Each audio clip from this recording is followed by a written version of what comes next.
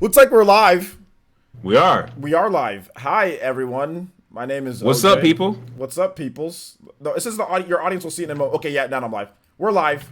What's up, everybody? OJ here. Welcome back to the PE Podcast, episode 85. We've got a full cast of multiple different people. As you can see, Baron's here, Destiny's here, Jordan's here. Nobody's here. It's me and Abaddon. It's just me and Abaddon today. We'll have maybe some of the other people come through. I think You know what? I'm going to make this interesting. yeah, we will make this interesting for you guys. But it's me and Abaddon here. We're kind of doing it old school like we did back in the day with just two people. It's okay. We got this. We got this all day. I think we got this. We do. Do we got this? We do. We sure? got We got this. Okay. I got your back. Got your back. I hope so. I hope so. You're the only person here. I got your back. If I fall, Don't trust me. Yeah, if I like, you ever did those things like at like whenever you were at certain jobs, like you have to like fall backwards and they catch you. Oh, You ever did I that? hated those. You hated? I know, me too. I hated I those. was not a fan of those. I was like, no, I don't trust. I said no, and I would get actually. Excuse me, I know I need an adult. I don't trust you. That's exactly the reason, and I don't trust anybody. That's exactly the reason why I don't work for anybody else. I work for myself because I don't trust anybody. No, Listen, I get it. It Okay, there we go. All right, cool. It's working. This man's got the picture-in-picture PSO on screen. He's just going to be a PSO. I mean, Yes, why do I a will podcast when you can play PSO? I could do both. Why? But PSO is so much more fun. I could do both. See look at this. Look at this. It's like a miniature. It's like RGT. Like during this podcast. Yeah, it's exploit. But he doesn't actually play any video games, though. He doesn't actually play any. This is the first time that I've seen somebody actually having to get video game as the background. We did this for my birthday last year on the Chillcast. We all played Uno live. That's dope. We all played Uno live. I didn't catch that part. I tuned in, but I didn't catch that part. We played Uno live. That was legit fun. Oh snap! Okay. So yeah. But yeah, if I could make myself a little bit short, there we go. There we go. All right, guys, welcome to the podcast. We got Abaddon from Beats for Breakfast here. Abaddon, how you doing today? What's going on, y'all? Abaddon Smith, Beats for Breakfast, Chillcast. Yeah, pretty much it. Chill Squad. How you guys doing? Missed y'all. Yeah, it's been a nice week so far. We got YouTube back, so that's good.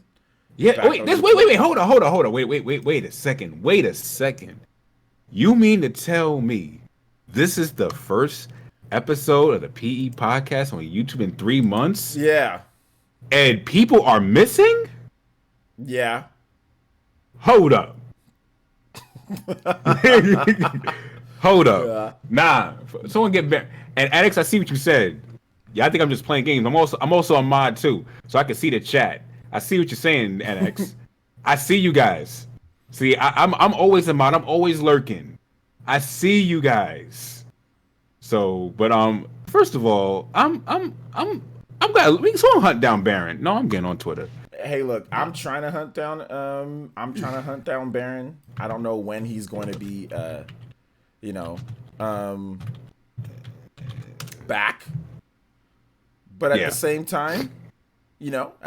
time, I think that it's we'll see. We'll kind of wait and see. I think Baron's gonna show up, guys. I think Baron's gonna show up, but I'm not sure. We're not sure. Everybody's got the invite, so if they're gonna hop in, they'll hop in throughout the night. But if that's cool, that's cool. We'll watch PSO too. I mean, that's also a fun night as well. That's also a fun night. It is.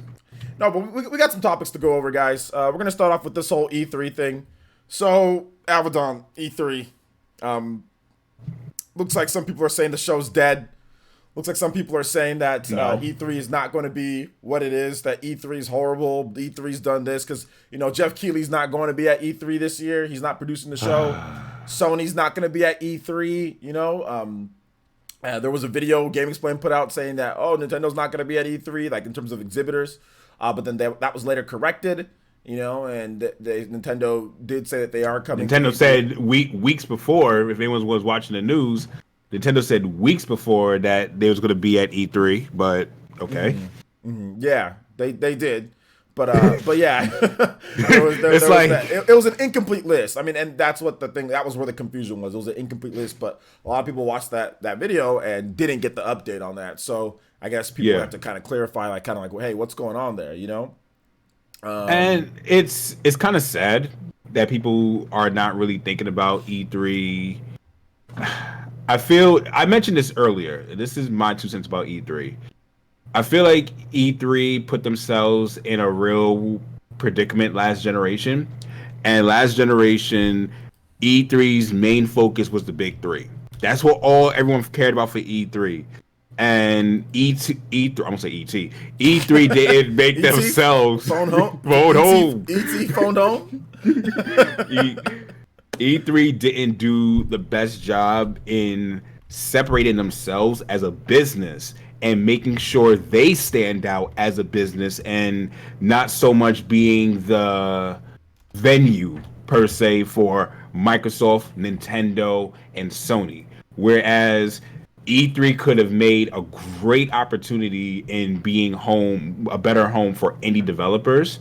And just so if something was ever to happen with the big three, they have an influx of smaller developers who are willing to bring their best games. Because right now, because the bigger developers are gone, this is why everyone's saying E3 is dead. Because you had a whole generation of E3s for the Wii U to the Switch, then you had PS4, and then you had Microsoft Xbox One.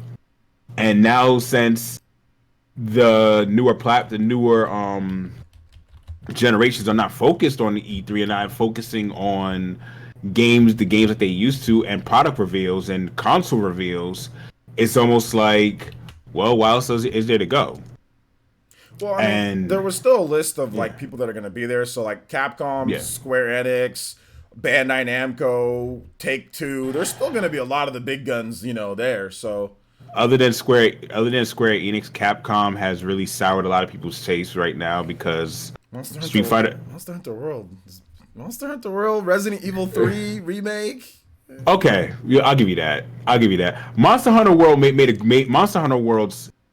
I'm gonna say this. A lot of Monster Hunter fans may hate me for saying this, but I'm gonna say it anyway. Monster Hunter World saved the franchise. I don't think it saved the franchise because the franchise was already doing but it made it like a lot bigger.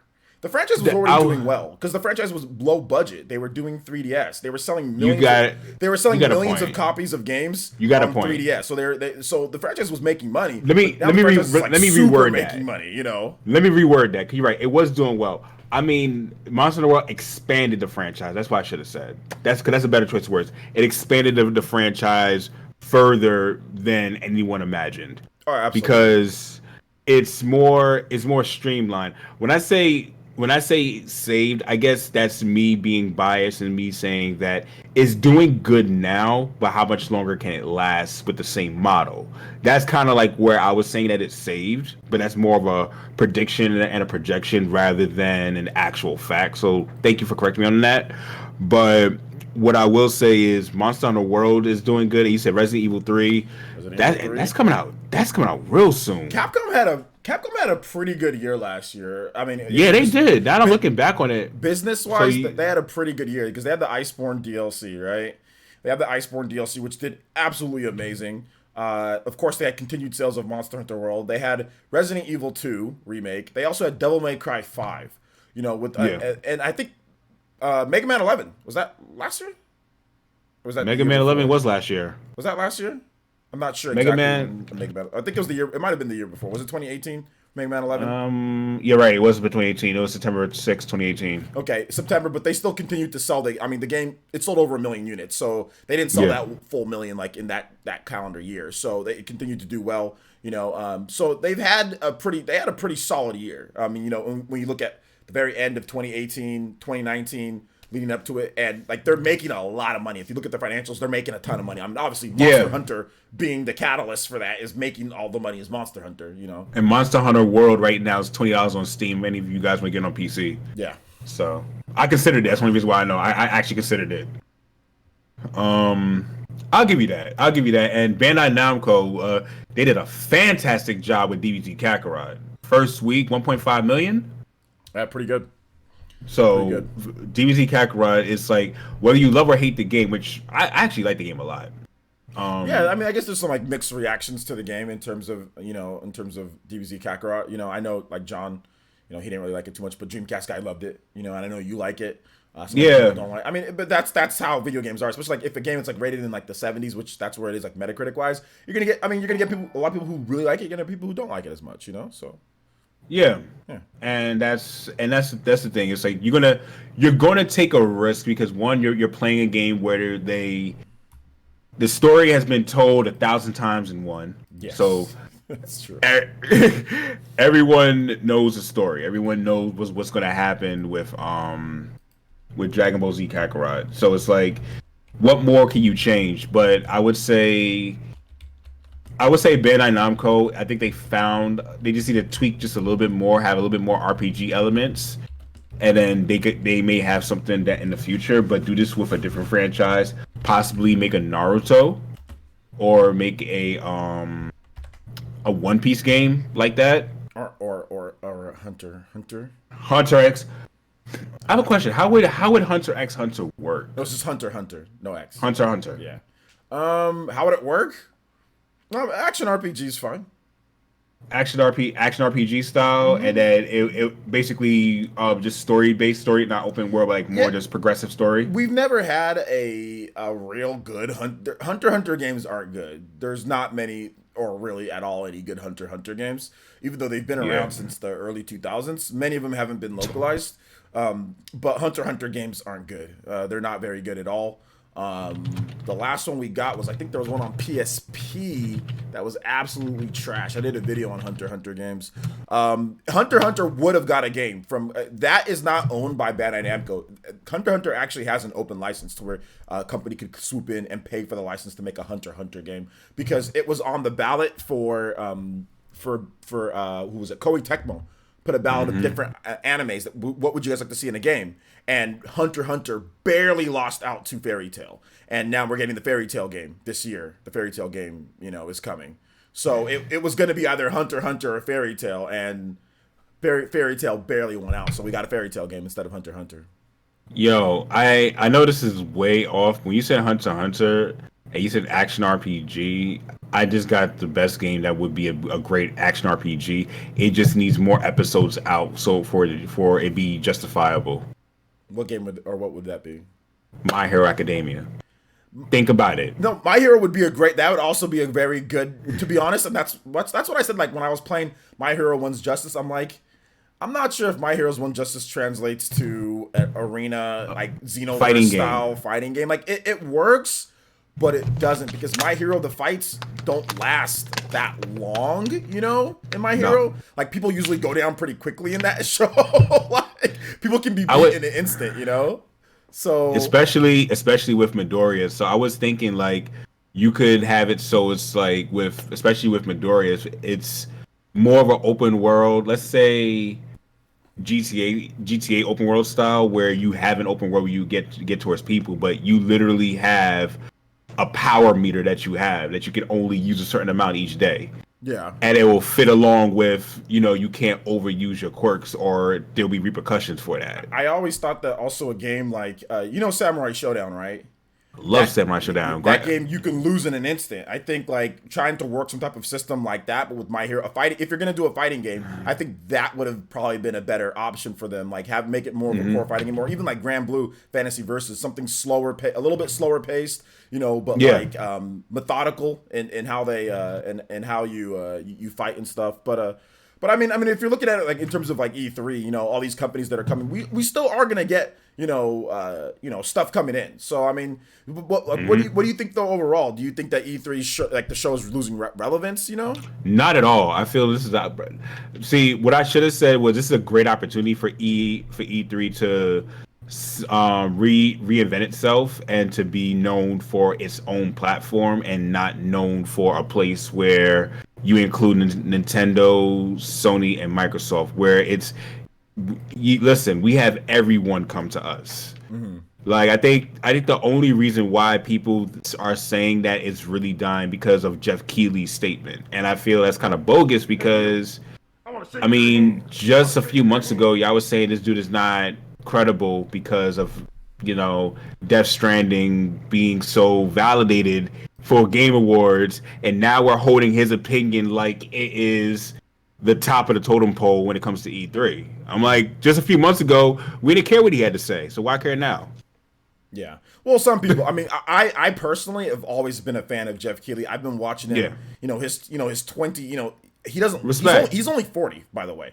He's only 40 years old. So the dude's Crazy. been in this game for a long time. He's been going for 25 years. I've known about Jeff Keighley since the early 2000s. He's been doing this for a long time. You know what I'm saying? Like, if you think about his age, relative to his age, he was doing G4TV.com when he was 20. I think like in his early 20s. He was Doing G4 TV when it was known as GameSpot TV. Yeah, he was doing G4 TV back in the day, and as a Canadian journalist, and kind of traveling and doing what he did for, from when he was in college, when he was still in university. So, for me, I've always respected, his love for games and his love for being in the industry and doing all that. My problem that I had, at least with that, is the fact that there is a clear issue with your game awards. You know what I'm saying? That's what my thought. I thought that I did it out of the respect for him. Like any other award shows that do stupid stuff, I don't really care. Like there's a lot of award shows that do dumb things. There's a lot of like video game, like IGN and stuff. They do stupid stuff, but I don't care as much because I don't really respect them as much anymore. But it was really out of the respect and like for the respect that I had for the show. If you don't care about a show, then you're not really gonna care about what that person says. Like IGN has their Game of the Year awards. They voted Control Game of the Year.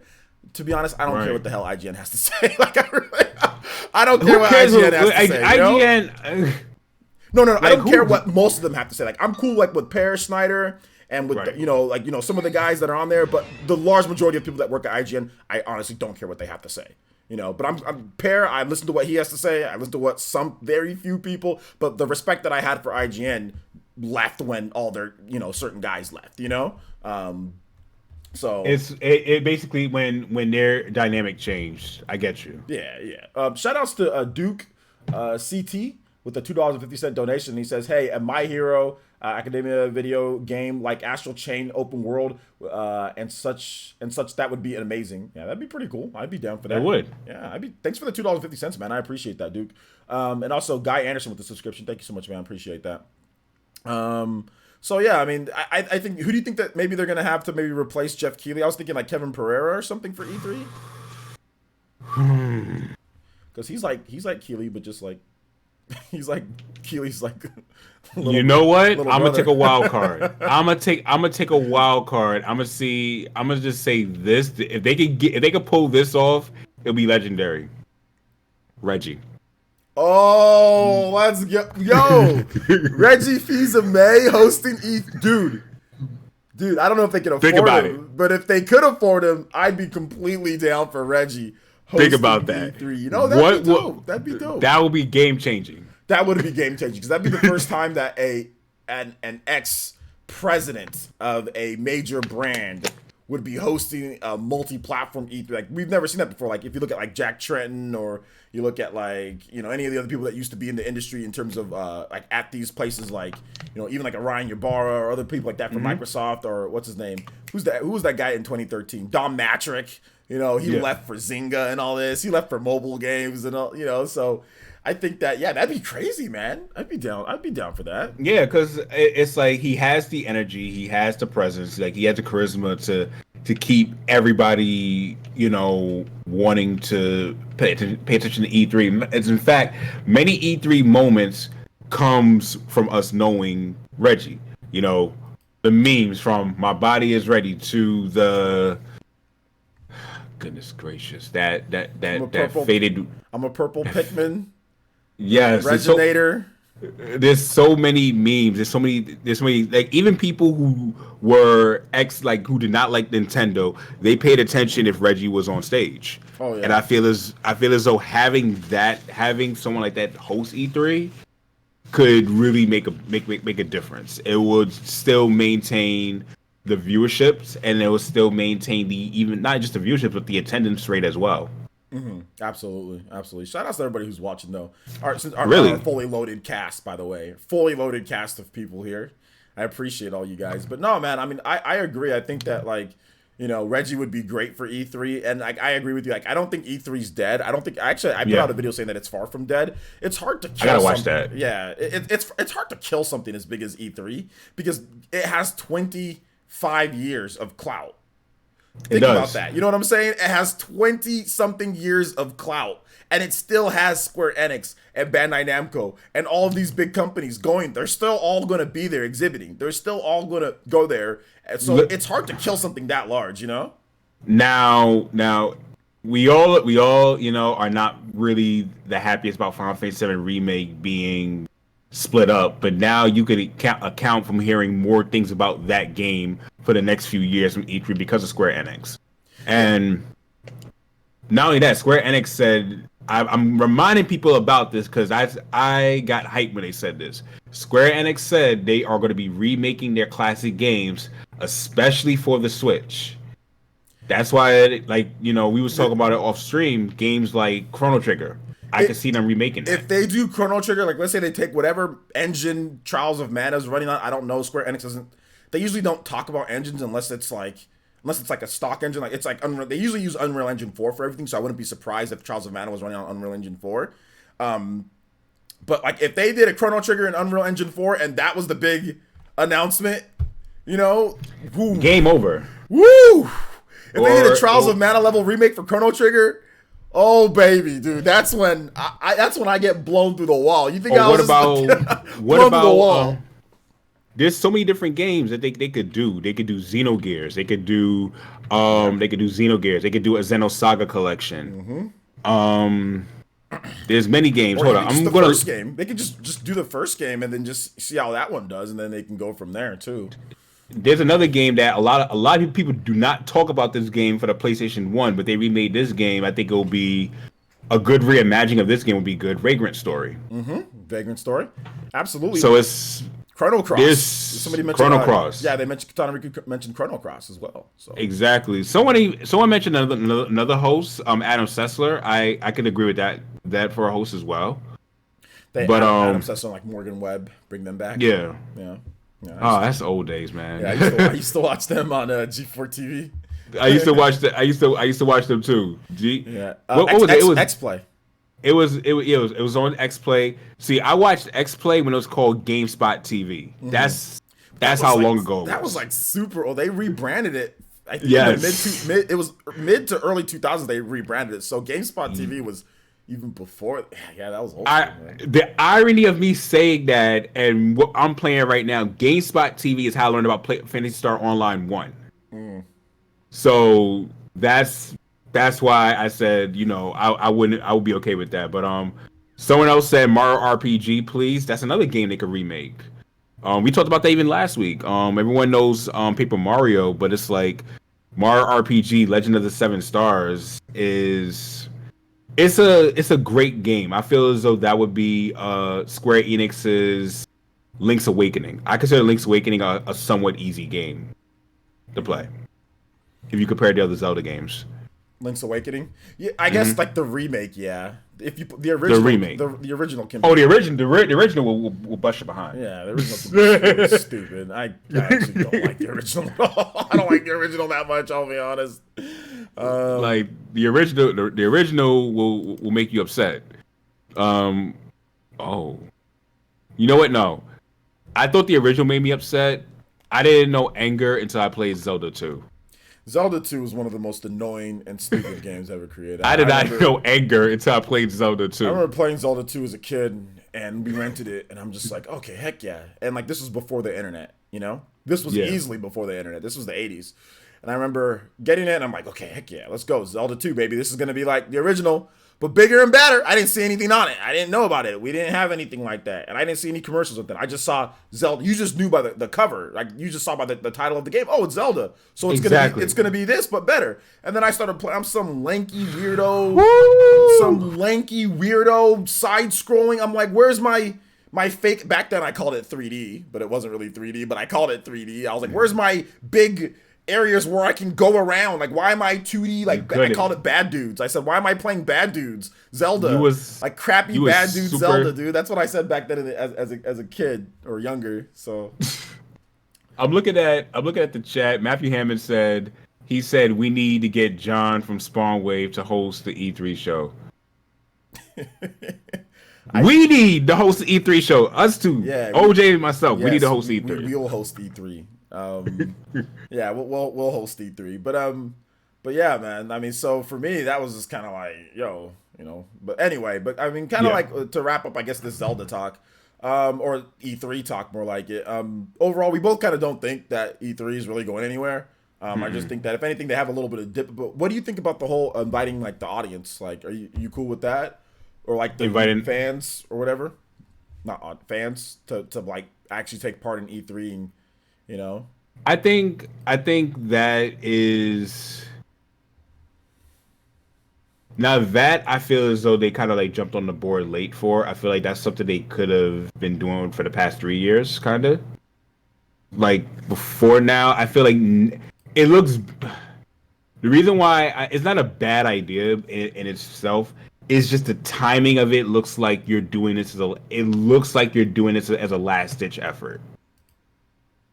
It's like because of Sony not being there and Microsoft, it's you got Nintendo there, but it's like it's almost coming off like, is this a last ditch effort type of deal, or do you genuinely want to do this? You get what I'm trying to say? So it's like that's my feel on that. I feel as though it could have been done before.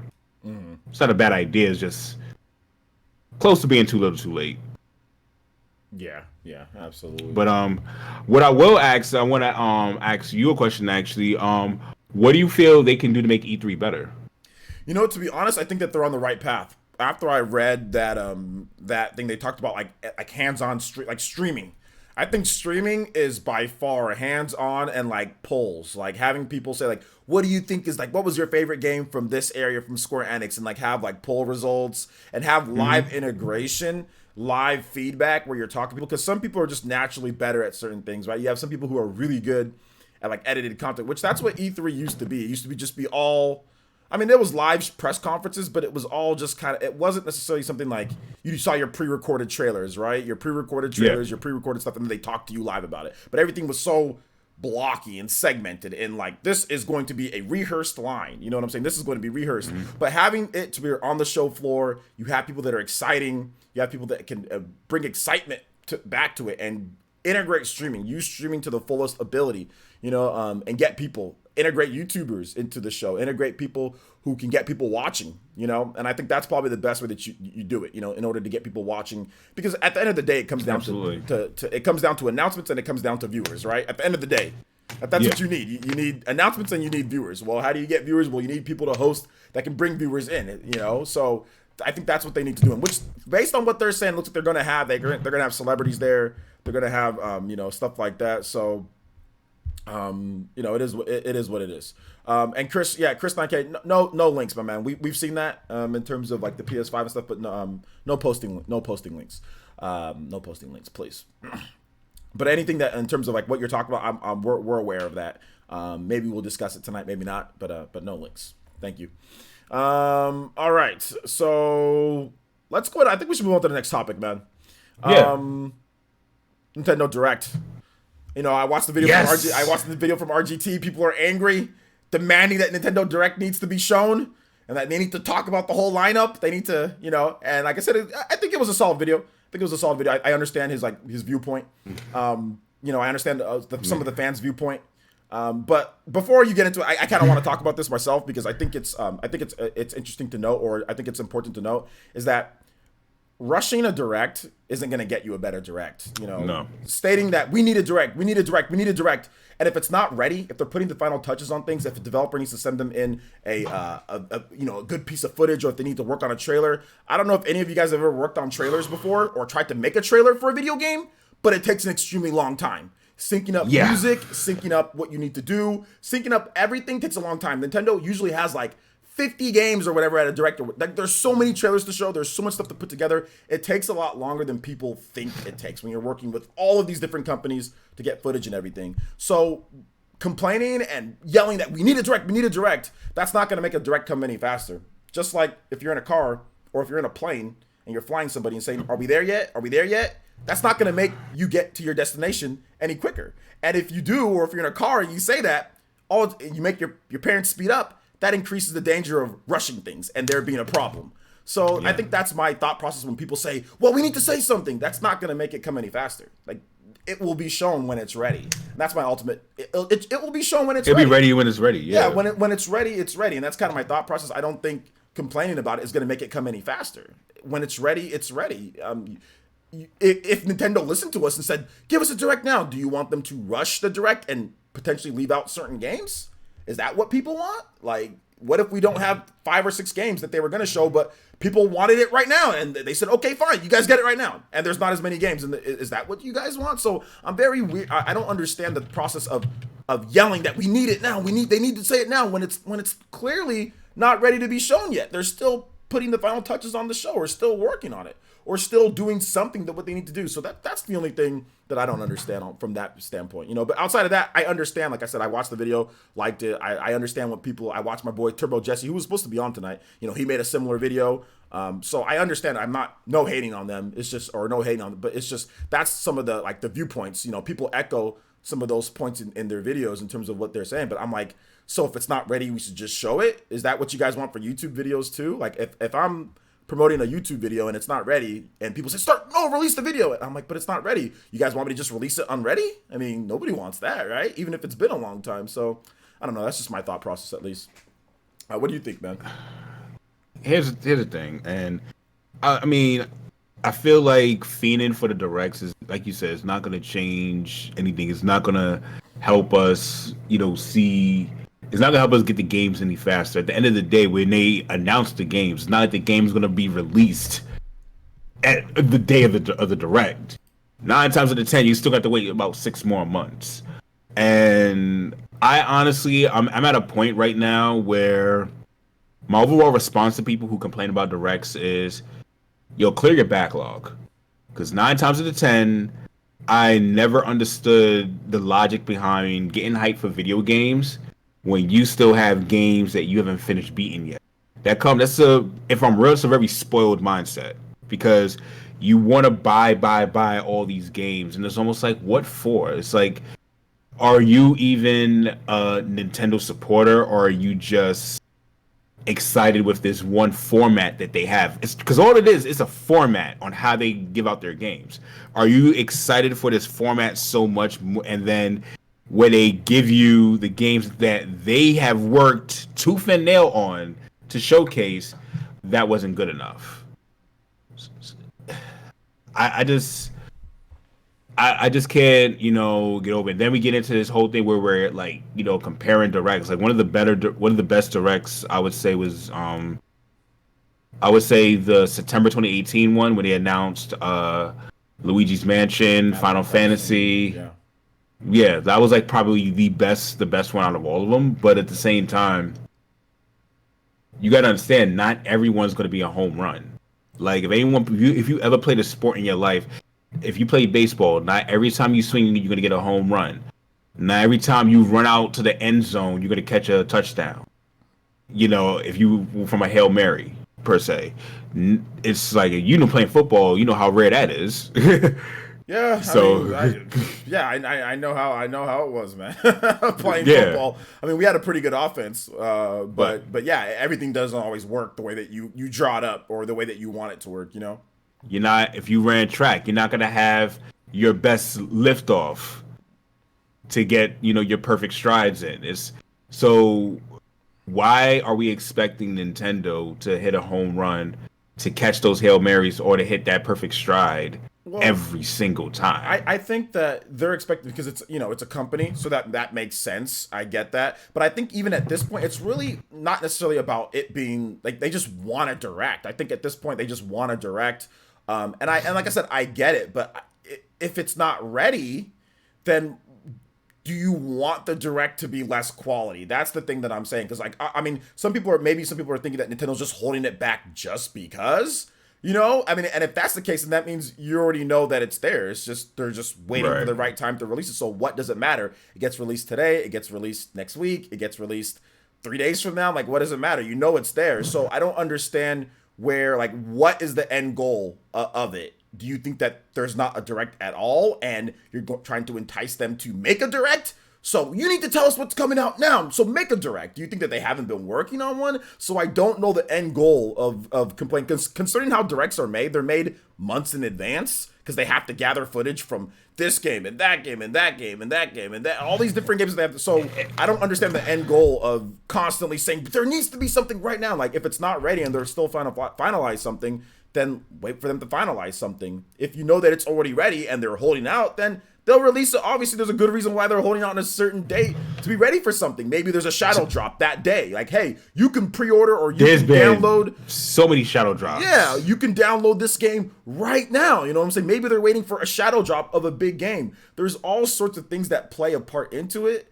And that's what I'm saying. Like, sometimes people don't. When people get upset and people say that there's nothing, we need to know for the rest of the year. I need to know. You don't think about the other things that go into the direct, like the shadow drops, or like a pre-order starting right away on this certain day, or like, well, maybe they're trying to make the show better. Maybe there's a last second addition or last second thing they did to put the finishing touches to really make this show good. Maybe they're waiting on that last footage for Legend of Zelda Breath of the Wild or 2 or for something. And that's the thing that obviously goes into making these directs that people don't want to mention. Like I said, I get it from a fan perspective.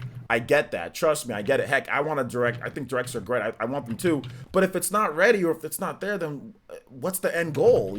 Of that. I mean, you want them like I said. Would you want them to listen to us? So everybody complain. We need a direct now. And they say, okay, here's the direct. What if it's rushed? What if it sucks? Then what? We rush them to get a direct out, and it's freaking trash because they have to leave out games. Is that what people want? So that's my thought process, at least, man. And to compliment your points and everything, I wanted because we was talking about this off air, and I think a lot of us, from the fan perspective, I can get it, the excitement behind new games and the idea of new footage, new trailer footages. We would like to see, some of us like to know what happened with Final Fantasy Crystal Chronicles. I'm one of those people. So that's one thing I'm looking forward to as well. More details on Animal Crossing before it releases. Stuff like that is stuff that, we're genuinely interested in. And hey, maybe surprise us with. Now, no one quote me on this. This is me throwing This is me just throwing an example. I'm not saying this is happening. So none one can say Abaddon Smith said this. But shadow drop in the Metroid Prime trilogy or something like that. It's exactly. There's so many. Exactly. There's so many. Because if the release date was, let's say the release date was February 21st or something. Mm-hmm. And you shadow dropped it. A shadow drop has such a bigger impact than saying, "Oh, well, it's going to be released in a week." Exactly. I mean, obviously that'd be great, but a shadow drop is always more hype. It is because you think about it. You think of it this way from a marketing standpoint, guys. And here's the thing. You guys and people say Nintendo could just make a. I'm not saying anyone saying Nintendo could just make a video. There's a fine line between advertising and marketing, and I think people need to understand when it comes to advertising, you're just showcasing your products. Marketing is making sure those products reach you to the point where you're willing to spend for them. So shadow drops, it's almost like if anyone has watched telemarketers, right? Telemarketers, they will show you something that is so good.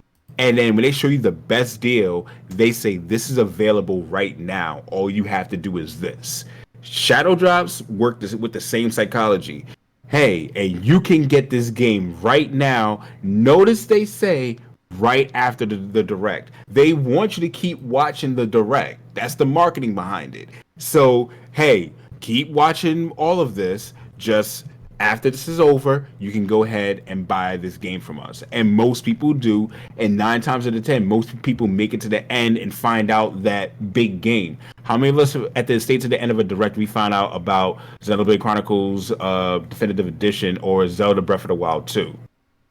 It's like the marketing is strong with Nintendo. And the last thing we talked about over the break was from a creator standpoint, making these videos takes a lot of hard work. You know, I know you guys know I do beats for breakfast now, and one of the harder things that I have to do is make sure if I'm going to do some B-roll footage, it's like make sure it's intentional on certain points, or I put it at a gap or right at the same time someone said something. When you're doing stuff for a video game, you have to make sure the music that's playing in the background supplements the trailer in its entirety. That's hard work. Music scoring is a lot of hard work, guys. So I think we need to give, everybody some credit, some slack, cut them some slack, and just say this will be available when it's available, and when it is, it's going to be great. Yeah, I mean, and that's the thing. Like, I mean, some people are saying, like, oh, well, they just need to do something, because we haven't had something in a long time. I guarantee you, if they put out a show and if it wasn't good, people are going to be upset. If they put out a show and it wasn't good, people are going to complain that it wasn't good. You know what I'm saying? Like, people are going to complain that it wasn't good. It's not just that people just want a show just to have a show. They want a show that's good. Because we've had people complain about the directs before. This is not something that hasn't happened. We've had people say the show wasn't good. It was trash. And that's coming off of a lower time frame from like in terms of like when we've got a direct. There are times when people said, oh, well, yeah, heck, in 2018, people said that the one with Smash being revealed, that direct was horrible, even though we had a mini direct in January. And then people also said the mini direct, there were people who said the mini direct was bad too. Yep. So it's not about the distance. It's, oh, well, we haven't had one. Just give us something. No. Because there's been times when we've had directs that were closer that were okay or somewhat good, and people still complain about the direct. You know what I'm saying? So I don't think just putting out something just to put it out because there hasn't been something, it's been the longest time period or whatever between it. I don't think that's a good idea, because if you put out something and it's not good, you're like, man, you made us wait longer for this and it wasn't good. Like that's not a good look at all. It needs to be good. It needs to be good.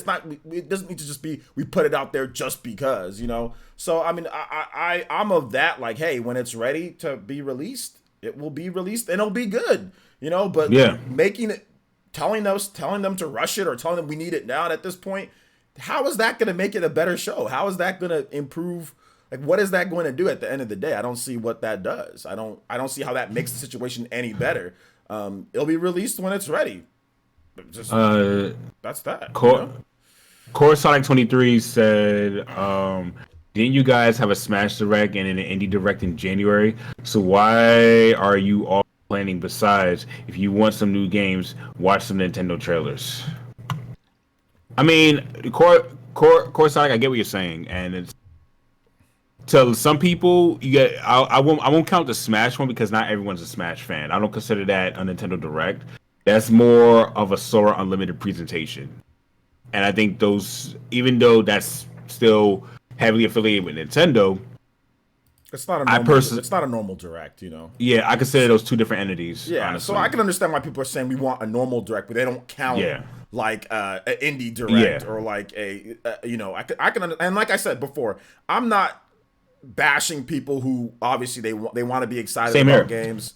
They want to, and I like I said, I completely, from a fan perspective, I completely get that, get that point. I completely understand what people are trying to say. Then I completely get some of the frustration or something like that. But like I said, I don't think it doesn't. What's the end result? If it's not ready, then it's not ready. You know what I'm saying? Like the end result. 100%. So what is the end goal of this? Of constantly getting angry or complaining or getting mad or say that this is going to be horrible this year? Like, what is the end? What's your end goal? At the end of the day, I don't think it's going to make anything better by saying that there needs to be something now. Also, another thing that I want to note that I think people also don't understand is that Nintendo never announces everything that they're going to have for the year in the January Directs. So some people are trying to say like, oh, Nintendo needs to announce, they need to tell us the rest of the games for the year. Nintendo's, since the Switch is launched, the only thing that you could potentially say that did that was the January presentation in 2017. That was the presentation where they actually laid out stuff for the year. That's because that was before the Switch even launched. So they tried to ensue confidence in the product. But 2018 and 2019, they never announced all the different games that were laid out throughout the year and what we're going to be able to play. They always use, there's 3 directs. There's a direct at the beginning of the year, there's a direct at E3, and there's a direct at the end of the year. In terms of normal directs, I would say they announce new games at each single one that are come out sometimes right then and there, come out the following year, come out at the very end of the year. So Nintendo never lays out their whole guideline for the rest of the year in the beginning of the direct. They never do that, or at the early directs in the year. I'll say this because that comes with a caveat. We can't forget about 2018 when it comes to Smash Brothers. That was announced in like what was it, March, I believe. Yeah, it was the direct was in March, and then it released that year. That December. So that's the only game I'll say you heard in the beginning of the year, and then and then it's like at the end of the year it came out. Well, no, they've done that with other January 2017. They did that. I mean, technically. Yeah, after January. My bad. I think there was probably some other games maybe they did that with. I'd have to go back and double check in terms of games that were announced and released that year. But I mean, like you can even talk about third party releases or like collaborations, like Mario plus Rabbids Kingdom Battle. That was announced and released. It was announced at E3 and it was released shortly after. You know, it really was. So you're never gonna know everything. You know, or even like something like Tetris 99 that was like announced and released on the same day, right? Like Shadow Drop. Yeah, so, it was. That was a Shadow Drop. Yeah, on the same day. They're always going to have certain games. Like they always usually do Shadow Drops too. So they're never going to announce everything and lay out the whole year in the beginning of they're just not going to. You know, you're going to get games at E3 that are announced for that year, later that year. You're going to, and heck, there's even been times where they've waited all the way to the fall direct for games that are coming out that year. For example, Doom. Yep. That was a game that was announced and released very shortly afterwards. I think 2018 or 2019. LA Noire, Skyrim. LA Noire. Skyrim we saw at the original reveal.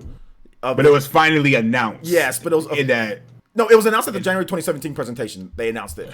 Like officially at the January 2017 presentation. I think I meant to say the release date was finally given at that date. Okay, yeah. Release date was given then, but like for the Doom was the big one. Yeah, right? you saw it during the commercial. Yeah, Doom was the huge one, and also there was, like I said, there was a few other ones.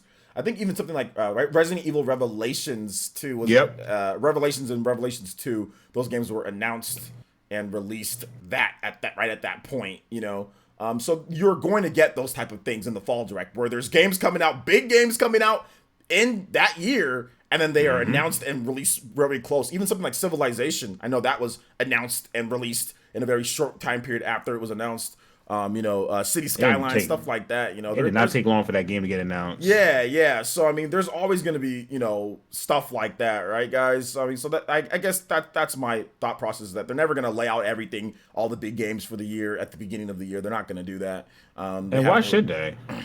Well, then that takes away all the hype from the rest of the shows for the year if you announce everything. Exactly. You know? That's how I feel. I feel like, you know, you should. I feel like we need to get to a point where we say, you know what, if the direct comes out, a direct comes out. But if it doesn't come out any time in like January, February, it's at that point I would say let's just focus on the games that we do have and that we do know is coming out for the Switch. And even as the month of March and May, because we do have games that are coming out. We have Trials of Mana and Animal Crossing. Those are two pretty good games. I have never played, and I never played an Animal Crossing game before. This is gonna be my first time playing an Animal Crossing game. You might love it or you might hate it. That's the thing. You might love it a lot or just hate it. Okay, so I'll say this: I've never played a Stardew Valley game. Because people kind of link it to Stardew Valley. Yeah. But I have played games like Minecraft and other games like that, and I enjoy like Minecraft games sometimes. Okay, well if you enjoy Minecraft, then you're gonna like. You should like. Yeah, I like building games. I like games we have to build. I like games like The Sims and stuff like that. Those are fun games. Then you'll like if you like Sims and Minecraft or like Dragon Quest Builders or games like that, like or even like Rune Factory, or if you like that stuff like that, Animal Crossing should be right up your alley. Those games are a fun change of pace. When I don't feel like playing fighting games competitively, or if I'm not like in the mood to play an in-depth RPG or playing an online RPG. Playing fighting games my fighting games. Playing those types of games are like what I like playing, honestly. Yeah. So, but yeah, my question to you is, what is a game for the direct that you are I'm not gonna say excited for, but a game that you would like to see announced at a direct. Yeah, a game for me would be, I mean, like my kind of like my dream would be like Nintendo and Sega work together and like Skies of Arcadia is announced, kind of like Trials of Mana was announced at Nintendo's That would be so. I mean, it Direct could happen. E3. Yeah, it could happen. Maybe they work together and we bring back Skies of Arcadia, man. Like that would be like my dream announcement, something like that, something along the lines of that. I mean, it could. There are some games that are making comebacks, like some series that are making comebacks and stuff like that. So I don't put it past it. Yeah, absolutely. Skies are okay. Don't judge me on this. I've never played Skies of Arcadia. I don't have to. There's like a bazillion people that have never played Skies of Arcadia. It launched. You know what two systems it launched on? The freaking What? GameCube and the Dreamcast. Combined, those two systems have less than 35 million systems sold. It launched on the Dreamcast, I think in 99 or 2000. It launched on the Dreamcast. Then it launched on the GameCube in like 2003 or something like that. So between those two systems, and the PS2 version was canceled. So between those two systems, those barely sold any units. Those have literally less than what the Switch has. Like a lot less. So if the game came out on the Switch, it would easily outsell the Dreamcast version and the Dreamcast and the GameCube version like easily. Like nobody played the game because it just wasn't on enough. It wasn't on popular systems. If the game was maybe like a PS2 game, maybe its fate would have been different. But there's only been one Skies game. It's just been Skies of Arcadia. The game, or Skies of Arcadia Legends, which was the same. It was an enhanced port of the Dreamcast game. A little bit better graphics. Resolution, or textures a little bit better here and there, and then like new added boss battles, like Legends boss battles and stuff like that. So I mean, don't feel bad. There's so many people who haven't played Skype. Most people don't even know what it is. Nah, I'm like, there's a lot of games I want to try, like these games these days. It's like now, like I said, I'm finally having fun playing games again. I want to get back into playing more. Like I've been playing more RPGs. I didn't play Chrono Trigger until like I got older, and I still haven't beaten that game. I've never played. What? Yeah, I haven't. Yeah, I'm being dead serious. What? I'm being dead serious. What? Yes. What? I'll be dead serious. Stone cold. What? What? What? Oh what? man. What? I just turned into stone cold right now, dude. I have not seen. I was watching some old wrestling. All right, you know what? This is the heart of a podcast. I'm gonna go off rails. And I'm gonna ask you a question. Right. Rock or Stone Cold? Like who was the best? Who was the best of all time between these two? Rock or Stone Cold? You can't pick. It's like, bro, you can't pick who's the best between Rock and Stone Cold. They are both equally the goats in wrestling. I see. I can respect that. You can't. Honestly, if there was, I can respect that. Rock was great, right? And Stone Cold was great, but honestly, they really complemented each other. And they've talked about it before. Like they really complemented each other in terms of two really popular guys. They were both people's champs. Stone Cold was the people's champ too. You know what I'm saying? He was the he was the people's champ as well. So they were both people's champs fighting, and their chemistry in the ring was really good. When Stone Cold stun the Rock and he'd fly up, you know what I'm saying? Or when the Rock would rock bottom Stone Cold and Stone Cold would throw his legs in the air like, as if he was like getting slammed with so much force, man. Like they really complemented each other, and they really did a good job of making sure the matches were hyped. So I don't think you can say which one is better than the other. Like who's like more important. All right, who did you prefer? Let me ask that. I can't answer that because Stone Cold was so a part of his time, right? Like only at that time period was it okay for kids to sit there and watch that. Like parents would never allow, like most parents, right? Flipping you off. Oh hell yeah, you know what I'm saying? Like my mom was fine with that. She would never. Obviously, she raised us to never do that. Like if it was normal TV, no, but it was okay. But no one cared if it was wrestling. Yeah, I had a simpler house growing up too. That's just how. But in today's day, there's no way in hell you're letting your kids watch that. But back then, it was like okay, it's just a thing. So they're so much a part of their time period. And Rock with Rudy Poo and Candy Ass and SmackDown host, like all the stuff that he would say, Poo Tang Pie, all that different stuff that he would do. Wrestling was really raw back then, and now it was. Like my favorite wrestler of all time will always be Undertaker. Undertaker is he's a legend. He's a legend. Undertaker is my, especially when he started riding out with the bike, and he American Badass. yes, and he like one of my favorite was when he was hunting down Steve Austin, and he literally went in his locker room, was eating his tobacco, drinking his beer, and he just had a big chain over his neck. He said, "You better come in here soon, boy." I was like, "Yo." I'll tell you my favorite part. I mean, just so we'll get to this, then we'll get to the next topic here. My favorite part of wrestling, one of my favorite things is when Stone Cold was actually hunting down D-Generation X. He like caught Triple H like in a like a snap. He threw him over. I think he caught one of them in a bear trap. You know what I'm saying? Like he got like hung one of them by their feet like upside down. He was like one by one throughout Raw, like hunting down D-Generation X like they were animals. Dude, it was hilarious. That was like quite possibly the funniest thing that Stone Cold the beer truck in the ring. Yeah, the beer truck. Or even when he dressed up as a doctor again, and then he beat up Vince McMahon. He's like, "Hey nurse, I got it right now." It's okay, nurse. Go ahead and go out. I got this. And then he had everybody. Yeah, man. See, there was so much. Now it's last thing, I showed Nintendo this, and it ruined wrestling for him now. Like, even the announcers now use scripts. Like, like literally after the podcast, you can look this up, where Shane McMahon jumped off the top of the cell to jump on Undertaker, and he missed. And you could see Michael Cole looking at the script. Oh my God! Shane McMahon just broke through a table.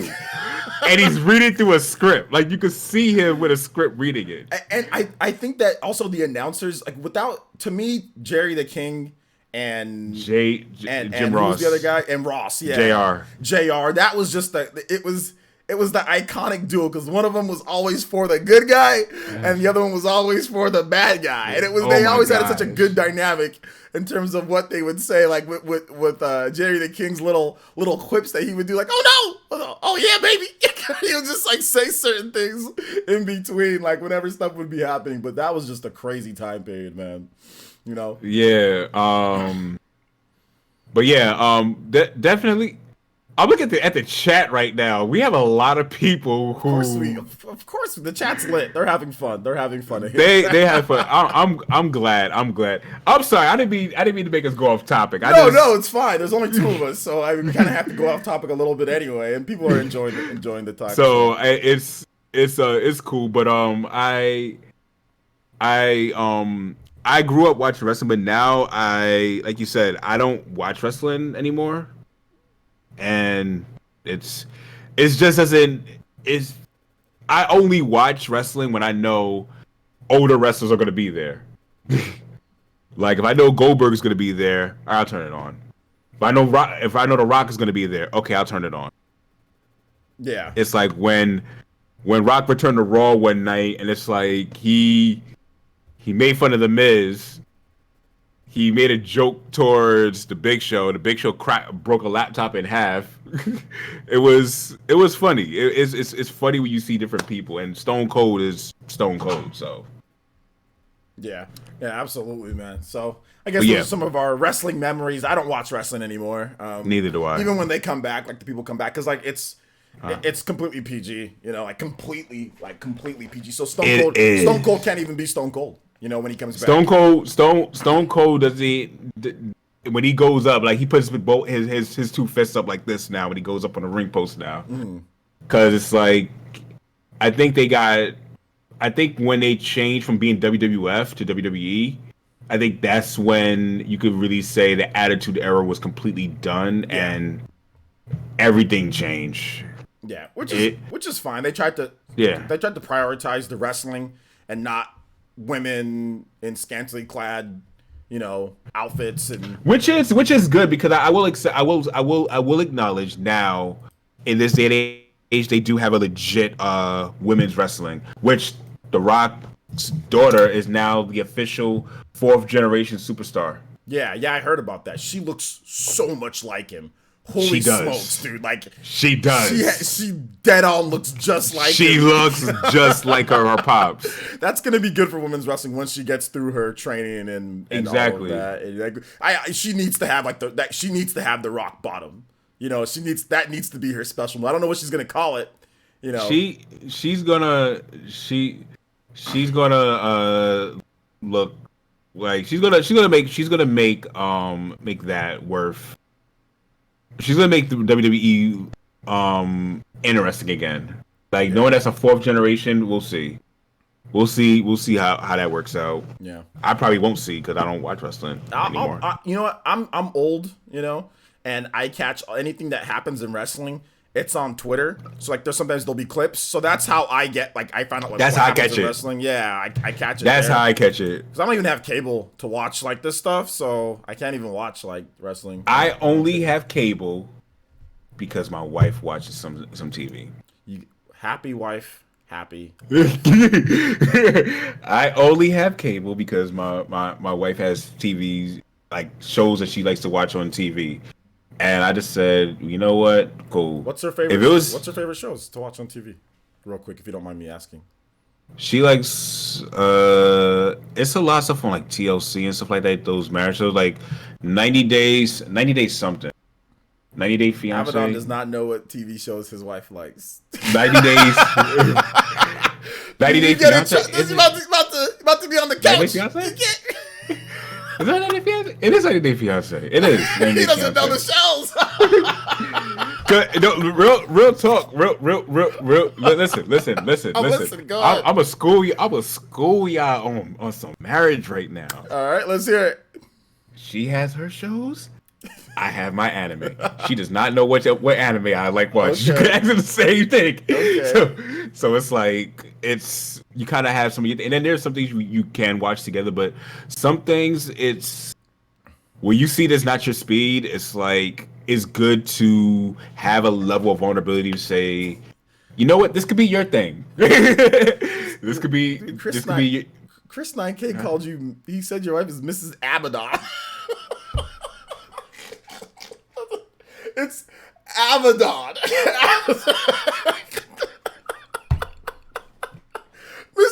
Hey, Miss. First of all, he said that you're married. He called her Miss, even though it'd be Mrs. MRS, not Miss. He said Mrs. Abaddon. Hey, Mrs. Abaddon. Ms. Abaddon, how you doing today? How's Ms. Abaddon doing? Abaddon. And Mrs. my man. Mrs. MRS. Dot. Not Miss. Miss is when you're unmarried. Miss is when you're unmarried. When you're not married, it's Miss. It is AVIDAN. Pronounced Abaddon. Say it with me now. Abaddon. Okay. It's all good. We're just messing with you, Chris. We're just messing. Nah, I'm playing. I'm literally just having fun right now. We're just having a little bit of fun. All right, we're gonna get into this last topic, then we'll take some questions. So Cliffy B, you know Cliffy B? Cliffy B. Cliff Blazinski. Clifford Blazinski. Go. He's the creator of Gears of War. Oh. You heard of Gears of War? Of course I heard Gears of War now. Gears of War. So he's the creator of Gears of War. I have Gears 5. That is what launched Cliffy B to his multi-million-dollar stardom. Oh, was that game. That's what made him rich. Was Gears. I mean, he was already well off, working, for Epic and all of that. He was already well off, but Gears made him a superstar in the industry, and of course, money-wise, that's instantly because that game did extremely well. And they just all sorts of good stuff happened to him after that. So Gears is really what made him Cliffy B, the one that went to Chainsaw and all that stuff. So Cliffy B, he's been out of the industry for a while now. And he tried to come back with Boss Key and make that game Lawbreakers. Did you hear about that game? No, I heard about Lawbreakers. Yeah, and that game flopped. So essentially, now he's just, obviously he has investments. He did investments in Oculus, So now he offered to help out, or to, now that the main guy from the Gears, the Coalition or whatever, or Coalition, he left the Blizzard. Cliffy B offered to help out with the next Gears game or to help produce the next Gears game. He put the offer out there. So Did we hear about this before? Like I could have sworn we talked about this previously. no, we didn't. We talked about maybe Cliffy B coming back to Gears, but we never talked about him. He actually made an offer. Is this new? Because I literally thought I literally felt like I've read this news before. Not like recently, but like about a few months ago. No. This is new. He put an offer out there. You know. Okay. He put an offer out there. But I know you're not really into Gears, so I guess this would be something more that I had this in the topic because I had a joke. I had a joke where you said like everything else flopped outside of Gears. So this is his ice baby. This is his one hit wonder. I mean, he's had some other games. I mean, in terms of like big multi-million selling, yeah, he's definitely more of a one hit wonder guy. But that doesn't like he did Shadow Complex, which is actually a really good game. Got it though. So he did that. He did Jazz Jackrabbit back in the day, which some people for its time people liked, but I'm not sure how good of a game it is now at this point. But I mean, he's done some other stuff that people have liked. But yeah, Gears is definitely his big, thing that he claimed to fame. I mean, he also did Bulletstorm or helped out with Bulletstorm. I don't know if that's originally his idea and everything, but he definitely was a producer and helped out in terms of Bulletstorm. And that game, so there is that, but Gears for sure is his thing. Cliffy B with Unreal Tournament, I don't think so. But if he did, then that'll be amazing. Let me double check on that. I think it's coming up. Yes, he did do Unreal Tournament. He did. He's the creator of that. Okay. Hey, good job. Good job. You Cliffy B, you all right. Okay, yeah. That's he's known for the development of Unreal and Gears series. So yeah, he did obviously Unreal Tournament's huge. So yeah, Cliffy B did Unreal, and he also did he did Gears of War. But Gears of War was really his big claim to fame. Gears of War was Unreal was huge. Unreal was definitely definitely a big stuff there. But he did Unreal. He served as a creative consultant on Rune as well. And he was the first 3 installments of the Gears franchise, which went on to sell 22 million, earn over 1 billion in revenue. So Cliff's big, when it comes down to that. Obviously, he did all sorts of interviews, and he was just known as like a gaming industry celebrity at one point, But anyway, he did offer to come back, and like I said, Baron is a big Gears fan, so this was kind of more of I know you wanted to talk about this, and a lot of people feel that Cliffy B is the reason why Gears is so good, So I mean, I don't know. I mean, maybe it'd be a good idea to have him back. I think if it turns into the creative direction, it'll be a good idea because when you have someone who at least helped get it started like that, he could. You know what? Oh well. It depends. He could have a good vision to attract newer audiences. I'm gonna try to link.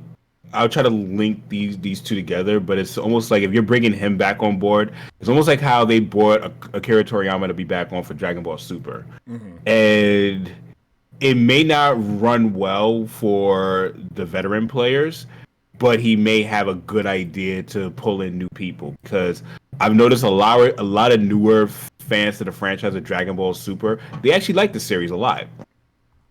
It's well rated towards them. It's just us who grew up with Dragon Ball Z who really probably didn't like, or some really do, but who didn't really care for Super as much. So that's my maybe with that. That's my kind of like analogy I'm bringing where Cliffy B could possibly be of good use towards the new development of Gear 6. Because that's what he's working on, right? Gears or what's it called? The Coalition? Well, he's not working. The Coalition. He's working. Well, he's helping giving ideas for the Gears game, right? No, he's not. He put out an offer to Microsoft and to the Coalition to help. I feel as though bringing him on. I think they should at least bring him on. Okay. Yes, Fire Blast is a 2-person podcast. I feel they should bring him on. If he made an offer, I feel like they should at least bring him back on for that. In my opinion, because the first Gear. Well, what's the highest rated Gears? Because I see the game is doing good. I have friends who play it. and friends who say that no, I got Xbox Game Pass on PC, they want me to start playing with them. I'm just not into it, to be honest with you. I just know that it's a great shooting game for some people who like shooters. I mean, what Gears did, I mean, let me kind of put you guys in the perspective of Gears. So back when Gears came out, HD was HD. You know, this is the new thing, was HD, right? Yeah. This is 2006. We still hadn't seen a game that really pushed the Xbox like, yo, this is for super, super next gen. You know, we'd seen great games, right? There was stuff, you know, there was some good stuff, but we hadn't seen a game that was like Gears, you know? And that's why that game, I think that's part of the reason why that game blew up. It was a third person shooter, so it wasn't first person. We'd seen so many first person shooters. It was a third person shooter with a cover system, with a really good cover system. And you chainsaw people with really good online. Oh, with co-op, single player, you have single player campaign, you have co-op multiplayer, and you have regular multiplayer. So it checked all the boxes. Great graphics, great, great voice acting, like it looked like a next gen game. Like this really couldn't be possible on the previous gen systems. And it had all the boxes for Xbox Live and for everything. You could play with your friends. If you don't like online multiplayer, you can still play with your friends through the single player campaign. So everything just fell into line for that game to just be really, really successful. If a game came out today, I mean, it would be like, it wouldn't have as big of an impact, I think, with what they're doing. Like a similar game would be like, look at Division. Division was cool, but nobody sees it as like this groundbreaking transformation, whereas Gears is seen as that, So in my eyes, then yeah, Gears, they would have to reinvent Gears. They would have to do something different. Because you're right, the time it sounds like Gears' success. Not only was it a great game, but the timing of it played a big role. The timing was huge. It was huge because it was like there was no other third person shooters like that. I mean, we had Halo, but this was a year before Halo 3. So we didn't get Halo 3 till 2007. Yeah. All right. Killzone 2, we didn't get Killzone 3. That was or Killzone 2. Killzone 2 was like 2000, I think it was like 2009 or something like that. So the graphics were definitely improved. That game had crazy graphics, but it was still, some odd years off or from Killzone 2. So it was just one of the first huge shooters that really just brought like the next generation is here, Yeah, okay. So in that case, I don't know then.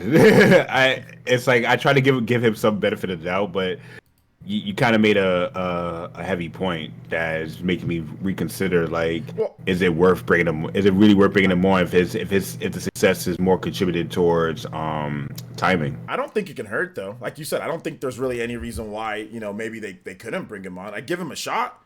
I mean, I don't know what he's looking. He's already filthy rich, so I don't know. He probably wouldn't be looking for too much money. I don't think money's not a problem for Microsoft and the coalition. I mean, they made a good amount of money off Gears. They have plenty of money. So I don't think that's the issue. It would just be like creative control. I think that would be like a power struggle. Like how much control does he have? What can he do? Yeah. That would be the thing with Cliffy B coming on because he does have a little bit of an ego, and all that. I don't think he's a bad guy, but he definitely has a little bit of an ego, which is fine. I think all people in that have got to that level, and have made a franchise like that have some type of ego, or whatever. But I don't think he's a bad person. Like I follow him on Twitter. He just seems like a really goofy type of. I mean, yeah. I could see where you're going with that. It's. I would say give him a chance. Yeah. I would say give him a chance. Let him see what he can do, and probably just go from there. Like just make sure we just. It's hard. Yeah. It's hard because it's like. I'm also thinking on the other end, is it, what do you have to lose? But at the same time, I'm also thinking, what do you have to gain at this point? You get what I'm saying? It's like, what do you have to gain? It's like, you're not losing much, but is there anything to gain from putting them on? So that's a hard one for me, honestly. Mm-hmm. Yeah, absolutely. But yeah, but I would, if this is on both ends. Like you said that you wouldn't mind having him on, but I guess I'm gonna if we could segue into questions, cause I'm gonna since this is just a one-on-one podcast, I'm gonna take this opportunity right now, and I'm gonna really ask you about Final Fantasy VII Remake. I'm gonna ask you about Xenoblade Chronicles All right, Definitive Edition. let's do it. Let's do it. We can finish out on this. So, all right, Final Fantasy VII Remake.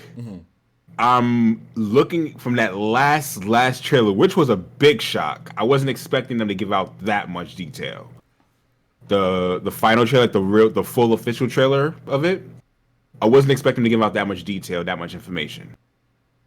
But because they gave that much information, I think it's safe to say that that game is not going to end in the same spots as the original, and I think that the game may end probably a little bit after Midgar. If not, if it ends in Midgar, a lot's going to happen in Midgar because you seeing Shiva and Ifrit as summons was enough, but Lathiaven, how do you pronounce his name? He's a summon. He's an available summon as well. So it's like I posed this question to RGTD5 in the on Beats for Breakfast. My only concern with that game is, are you going to have level progression? Are you going to have? Is it going to be like you do remember the dot hack games for PS2? Yeah, I have them. Okay, so is it going to be like those games where you can only reach a certain level, and then for the next game your progress transfers over? You get what I'm saying? Because it's like it has to. It has to be a connected. It has to be a Mass Effect type of deal, where you leave off, it transfers over. Especially if they're gonna make like decisions, like hey, if you do this option, which Final Fantasy does have, you know, it if does. you do this, this happens. If you do this, this could affect this. And like if you get a certain weapon or you get certain things, like it would be absolutely booty cheeks. Is if the next game comes and your progress on what you didn't transfer over, which by the way is one of the things that developers hate that. No developer wants to be tied down from the previous games and having to transfer things because then you have to explain that, okay, well, do I have to play the first game to get the full experience? Like they feel that it affects sales. That's why people don't copy Mass Effect's formula, right? Mass Effect was huge, right? In that gen, in the 7th gen, but notice how nobody does that anymore. Developers hate that. Yeah, it's I feel as though they want to make a highly ambitious game and they had the PS4 in mind. And as much as I'm a big Final Fantasy VII fan, I feel like they should just waited for PS5 so they could have worked more at processing and could have gave more game. If you're going to split up, if you still split up in parts, at least there would have been more game there. Because I'm scared to think of how big the file size is going to be for that game. Well, I don't think there's going to be more content in the game than Final Fantasy 15 Royal Edition, so it's going to be smaller than that. You don't think it's going to be bigger than Final Fantasy 15 Royal? Final Fantasy 15 Royal, the graphics in the game aren't quite as good, but the game is completely open world with tons of like the game's way bigger. Final Fantasy 15 Royal is it's going to be a much larger game because they said there's about they said max is 60 hours of content. Final Fantasy 15 Royal Edition has like 200 hours of content. It has a boat. It has a boat. It has a car that turns into a plane. It has huge open-ended areas. Like I don't think it's going to be anywhere near the size of Final Fantasy 15 Royal Edition. In terms of gameplay and content in the game, because that game has literally years of DLC also packed in with extra areas, extra stuff to do. So I don't think the file size is going to be as big as that, which that game is 100 something, 80, 90 gigabytes. I think on the Xbox One X, it might be like, 100 gigabytes or something like that. I know on PC it's like 130 or something. I don't know. I know. I just got it on PC. It was like 80 something. 80 was that with the Royal content? No, it just says Final Fantasy 7. I said Final Fantasy 7. It just says Final Fantasy 15 Windows Edition. Okay, I don't know if the Royal content is added in there, but if you add in the Royal content, that game becomes much bigger. Let me double check because I thought the PC version was. Yeah, I got it off Xbox Game Pass. Okay, yeah, I'm not sure if that's the Royal Edition when it comes with all the extra content. PC. I just want to see the file size because like the file size.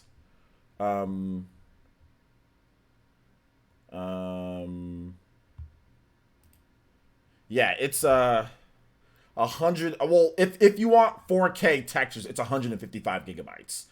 But the Okay. download size, no, Windows Edition, they said it's at least 100 if you're playing in 1080p or 720p. So at least that's just the. I'll say this. I'll say this is my response to with the whole thing with Final Fantasy VII, like the first part of the first let's call it the first disc. That game is going to be a linear game. I feel like the second disc is going to be open world. It's going to be a more of an open world game, and I think that's what everyone's waiting for. I think everyone's main concern was how are you going to transition between the two worlds, because you never had a game that did that. Other than Final Fantasy 15 try and attempt it, but they did that game from the ground up. Doing Final Fantasy 7 is almost like you have to do it from the ground up because you could see the map and you would always have to do loading screens. Them getting rid of the loading screens is a big thing.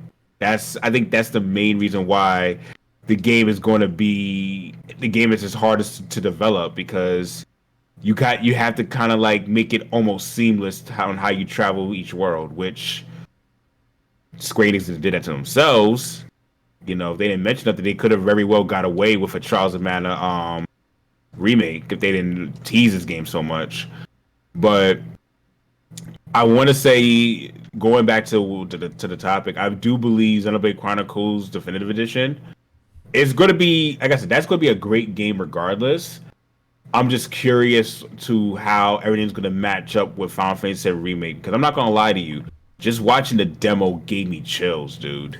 And and that's the thing. Final Fantasy VII will always be a more beloved, sell better, legendary game because of where it came out and the time process and like what the graphics they're putting in. There's no denying the graphical fidelity, the impact, what they're doing with the game, you know, in terms of everything. But if I've played Final Fantasy VII. I've played through the whole game. I've beat the game. It's a really good game. And I've played through Xenoblade Chronicles Definitive Edition, Xenoblade Chronicles. And I honestly, personally, for me, I definitely liked Xenoblade more, in terms of just like the gameplay. Final Fantasy VII was more epic. The characters, you know, are, you know, Cloud's cool. The characters, the way they do things, obviously Sephiroth is just much more cool. Final Fantasy does a lot of things better. Gameplay wise, I thought Xenoblade was just a much better game gameplay wise. But that's just me, and that's what I'm excited for, was the gameplay. Fair. And you're getting the whole experience. You know, you're getting everything kind of built in. When you stack it up in terms of what people are going to think, obviously Final Fantasy VII Remake is going to get way more sales, and people are going to probably say it's way better. And that's fine. I have no problem with that because of the status. Final Fantasy VII has earned that, you know? It has earned that. And it looks amazing. Don't get me wrong. It really does look amazing. But there still is that but for me with it, right? Where it's like, okay, it's split up, which is fine. You know, they're saying 60 hours of content, which is a full game. That's great. It's more than I thought it would be. That's a full game. But Xenoblade gives you like, it has like 200 hours of content. You know what I'm saying? And it's already a battle system that I enjoy more. So I think Final Fantasy VII Remake, it's gonna have better graphics. It could potentially have better gameplay for some people, and I'm completely fine with people. You know, if people say that's the better game, I'm actually fine. I'm completely fine with it because it's earned that status. You know what I'm saying? It's like, you know, it's Final Fantasy VII. You know, Yeah, it's legendary. So I have no problem with that. You know, I get you, because it's like I think the way the episodic route they're taking, the way they're doing it, I say, because our biggest concern was if other developers did this, would it be okay? That was our biggest. It wouldn't. It wouldn't. It would. This is our biggest concern. But one thing I can say, Square Enix, they're not being cheap with it. They're doing this tastefully. It's like they're giving. The one thing I do respect about this is you can't be a veteran and just say, okay, all I gotta do is run through here and do this and do that and do this and that. Like literally, your boss battles are different. The way you navigate is good. The map is going to be different because it's not a top-down game anymore. So some of the places you have to go may require more turns. And the reason why I'm forecasting that, watching the demo, the Mako reactor, there was more to it. Like you're literally walking through laser beams, and you can't get hurt or you can lose damage like outside of battle. So I feel as though adding these smaller things in make a difference. One thing that makes a big difference for me, you could call it like a small nitpick, but to me it makes a really big difference. Is they really got the lip syncing with the English dub down pack really well, and you don't see that too much. Like you only see that from really large studios, like God of War, Last of Us. Like how many times do you see that in an RPG? I mean, So Final Fantasy really is the RPG that does that. It's really kind of only in terms of major big RPGs. yeah, Final Fantasy. I mean, I guess no, 15 this is Final Fantasy. yeah. Yeah, Final Fantasy 15 or even like Final Fantasy 13. Was I haven't not. played third. It's not too bad. That's pretty good. That game looks absolutely amazing. By the way, if you even go back, you look at it on the PS3, looks absolutely amazing. But I think for myself, the reason why I guess I got more excited for Final Fantasy VII remake than Xenoblade Chronicles X. I say X. Xenoblade Chronicles 1. Xenoblade Chronicles 1. I haven't played 1, but I've from people who told me the battle systems is similar to X and 2. Zombie Chronicle 1. they all have Like, a similar feel to them. There's different like intricacies in terms of what you yeah. do, but they have it. They all have they use like a similar type of system. Yeah. So I've played, and I'm interested in playing. I'm definitely gonna cop Xenoblade Chronicles, which that's gonna be crazy if that game comes out in May. If Final Fantasy comes out in April and that game comes out in May, that's gonna be crazy. It's Final Fantasy VII remake. It's Trials of Mana. Then it's Xenoblade Chronicles Definitive Edition. All Oh back my to gosh, back my to back. pockets! Oh my gosh, holy nostalgia, Batman. You know what I'm saying? Like, that's just like sick. When people talk about like remakes or old games aren't good, you know what I'm saying? No. That's good. That is good. When you bring back some of the greatest RPGs Of all time. that are a decade old plus, that's a good thing. Like, if they did like more, I want more of that. Dude, I would love to see Breath of Fire. What about a remake of like Breath of Fire or a remake of bruh? You know what I'm saying? Like they need to do that. Like bring back those games. So dude, that's a great thing. But how are you even gonna be able to play all those? Like there's no way that there's even like time. How, you know? Like and I guess this is why my format has changed because I get to play. Since my format changed, I get to play more video games. So I will be streaming Final Fantasy VII Remake. I finally decided, but guys, I'm telling you right now, please don't expect me to talk too much. If I talk, it's gonna be me talking at the game, like because I'm gonna have it full screen. That would probably be a camera off stream. I've been doing some camera off streams with PSO2. That might be a camera off stream. I'm not lying to you. I kind of want to absorb the game, and I wish it was on. I guess I wish it was on Xbox One X because Xbox One X, it's like Xbox One X, Yeah. But I have a PS4 Pro, so no big deal. But I thought about maybe streaming it. I don't have the Pro. I thought about it, but I'm like, you know what? I'm probably just gonna do like where I'm playing it in my living room and just record it because I have a portable recorder in my living room. I want to absorb I may record it. retinas. You know? See, I want to record it, but at the same time, I feel like if I stream, I'm gonna really. Because I use my phone as my second camera, as my chat screen. Mm-hmm. I may just turn my phone off. I'm like, nope. Because I have that Friday off. I took that Friday off already. Thursday night, GameStop, 9 p.m. I could get a 9 p.m. pickup. Yeah, I'm doing that for sure. It's a 3. Yeah, OJ, this this is big if I'm getting a physical copy. Yeah, because you're digital, right? Mostly. Yeah. I'm getting weirdo. The fact that you're over your age that you are, and you do digital disgusts me. By the way. Listen. The only thing I really do digital on is the Switch. It's convenient. It's convenient to do digital. It's the convenience of the Switch. Like literally, I don't have to take my If I bring my Switch case, I don't have to worry about a whole bunch of games. I have over 40 games on my Switch. Mm-hmm. You don't got to worry about switching cartridges and all that. Exactly.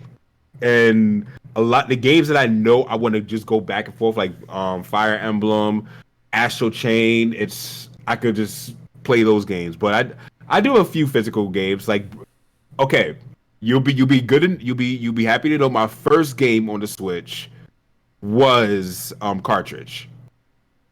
Breath of the Wild. That's Of course, cartridge. you gotta have Breath of the Wild on cartridge, even though it's a good digital game because you're just gonna be playing that game for so many hours. You know. Breath of the Wild is on cartridge. Xenoblade Chronicles 2 is on cartridge. Yeah. Monster Hunter Generations, that's on cartridge. So there are some games I will buy on cartridge. That's no brainer. But this game, because the cover art looks similar to the original, I said I need to get it. I need to get it on cartridge. I cannot. I'm not gonna wait to midnight to get it off the PS4 store. I'm gonna get the physical game. I'm gonna have Final the Fantasy 7 remake, right? Of course. yeah. Yeah. I may even get Xenoblade Chronicles definitive edition. Get that digital, bro. No, I'm not. I may get that physical. Bro, I'm getting the digital copy, and then I'll get a digital copy. Nintendo will probably send me, and they'll probably send me codes to give away. But I'll get a digital copy myself for review. But I'll also buy a physical copy just so I have it. But I actually prefer the Xenoblade games digital. I actually buy all the Xenoblade games digital, even Nintendo didn't give me a digital copy of Xenoblade Chronicles 2. I'm not sure if I got a review copy for that game, or did I? I don't remember. No, I think I did. Either way, I would have bought them digital anyway, than bought them physical later or whatever. Just because Xenoblade games, dude, they're so long, and like you go back to them and everything. Like having them digital, like I don't know if I want to sit there. I'm too lazy to switch the cartridge. You don't have to switch. You don't have to switch out the games. Like, all right, let me just go hop on Xenoblade. Yeah, that's kind of how I am with. That's why I even got Pokemon digital, because I said Pokemon, I don't want to switch out my cartridge. I just want to go back to the game, and I need to finish that game actually. I'm like right at the end. I got all 8 badges, and I didn't finish after that, so I'll finish up soon. But yeah, Final Fantasy 7 remake. That's I'm with you. I'm here and there. If I stream it, should I do it on YouTube? Should I do it on Mixer? Should I do it on Twitch? Not on Mixer. Mixer, yeah. Everyone's telling. Not on Mixer. Well, bye Mixer. I'm thinking about YouTube. I'm thinking about just for the YouTube, because I feel like there's a lot of people who want to know how the game is. So I'm like, yo, if I play this, I'm gonna give everyone a huge discount. I said I will not be talking much. I'll check in on you guys here and there, but I'm gonna play it just a little bit, and just absorb it. You guys are gonna experience me experiencing this game. So if you don't want to see somebody running around and talking to random people and understanding how the game works, don't join the stream. Hey man, I'm gonna be I know, like I said, I think I'm just gonna do like high quality let's play, where it's just full screen, and maybe I talk. Actually, I should do that. You know what? You bring up a good point, because I can only stream 720p 60 frames without lagging. Well, yeah, I mean, if you're, but it just depends, because obviously when you stream, that brings in a whole level. It just depends on how you want to distribute your content. Like, do you want it to where people, where people can see, can like see, like interact, and all that, or do you want it to where people can just watch and get the view, get the video? So I may do the let's play and just record myself. I mean, you might do both. You can do a combination. I've seen people do combinations. So just stream, see how it goes for the stream. Do a let's play, see how it goes for that. See what people like more. I'll consider it, because you brought up a good point, because I'll be able to have it at higher quality if I record it. It'll be at a higher quality. Man, but I want a Pro now. I wish I had a PS4 Pro. You'll be fine with the regular PS4 in that game. Man, no HDR textures, man. Well, you need a TV that can also do that. So this monitor can. Okay, your monitor can do that. Okay, my monitor can. Yeah, see, I don't have a monitor that can even do HDR. I have an LG ultra wide. I have an LG, but it's like a really fast, like 1 millisecond or whatever. Yeah. Response time. So it's really fast, because I use Smash Brothers. That's good for I'm about to say for fighting games and shooting games. Yeah. So I mean, I took the speed of the refresh rate over resolution. But I do have a 4K monitor, and I do have a 4K TV in the living room, but I do not have an HDR TV. I have a simulated HDR, but it's not real true HDR TV. So, but I do have a 4K TV that looks like Death Stranding looked amazing on my TV. That was about the only good thing about Death Stranding is how it looked, but it did look absolutely amazing. And I did get into a little bit more because the game is about graphics. The game is about absorbing yourself into that. So Final Fantasy VII, I think, is going to have like the best of. It's going to have amazing graphics, but it's also going to have the gameplay to back it up. We're gonna I gotta ask you a question on some setups when we get off air because I'm actually upgrading my setup in a few months. So I'm upgrading my mic. I'm thinking about an Audio Technica mic. Those are good. And then I may upgrade my webcam. I'm gonna buy a real camera soon, but I'm thinking about upgrading my webcam. C90 and Logitech C90. I have a C920. I think it's the same one. I think there's a upgraded version of this one that I have that can record 1080p 60 frames with the actual camera webcam. The one that I'm talking about does 1080p 60. It's the one that I use right now. Yeah, so I don't have I have the one below that one. Oh yeah, the C920. It's actually not. It's not too bad on price. It's like $50-$60. Yeah. So see the C920E. That's C922. That's the one I wanted. There's a 20 and there's a 22 that are pretty much the same thing. Yeah, the 22 is just a little bit better. Yeah. I have a C920. It's good. I've been using the C920 through the. So have I. For like 6 years. I've had it for a very long time. It's a good webcam. Most of that's how most. You know what? Here's the thing, guys. If you guys are watching, these aren't like expensive cameras that $50 depending on what you work with are expensive, but the key is your lighting. Yeah. Even right now, like my lighting's like a little strong. If I just fix this and move this over here, look. My lighting's trash just because I don't want the lights in my eye. Like because like lighting gets in like it's just it can be lighting can be annoying as hell. Yeah, like the lamps. Okay, you're gonna stay still. If I moved over and everything, the lighting fits better, and it's not really as harsh. I think we should take some questions before we kind of get off here when it comes to. I'm fine with that. Yeah. So. It's getting pretty late in the East Coast, so I don't want to take Avedon away, take too much more of your time. So we'll answer a few questions and we'll wrap this one up, guys. Thank you for everybody who came out for the first podcast. I mean, it's been very successful. I think a lot of fun. Yeah, it peaked at like 250 people, so very good. We still have plenty of people. So for those who are here, the 200 plus people, ask your questions. Tag me at PlayerEssence, hashtag PlayerEssence, just PlayerEssence. I'll be more than happy to answer questions for you guys. We have a lot of people here, so make sure you tag me. Otherwise, we might not answer your question. So let's see here. Little Town Hero 2, when? The first one just came out and it wasn't that successful, so I don't know if we'll ever get another new Little Town Hero. Little Town Hero, yeah. I don't know about that. Which Switch games are you guys getting in March? Switch games? For sure getting Animal Crossing. Maybe Animal Crossing. I don't know if there's any other... I think there's a new Pokemon. I'm not sure if... Nintendo will probably give me a review code for that Pokemon game. But after what happened with Pokemon, I don't know if I ever want to touch Pokemon again. I'll like do anything on Pokemon. Oh man, let's see here. Do you have a Japanese Nintendo Switch account? I do have a Japanese Nintendo Switch account. That's how I was able to play the Persona 5 Scramble demo on the Switch. Fireblast says, OJ and Avedon, would you guys want to see Chrono Trigger get the Final Fantasy VII remake treatment minus the episodic nature? I think anybody would, right? I think that's yes, obviously. I mean, who wouldn't? We talked about that. Yeah. Yeah, of course.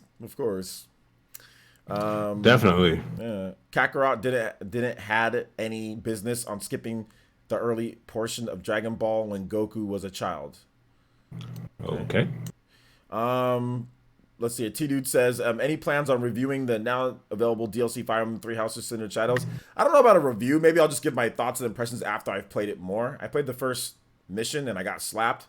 So I need to actually get through some more of it, and then maybe I'll do like impressions and like what I think about it fully, But until I get that done, which will probably be more like this weekend, I'll probably get that done. But the DLC overall, my first impression is that it's actually pretty good. It's hard, and it's good. It's good. It's Fire Emblem. It's more of it. So if you like Fire Emblem, then you'll like this.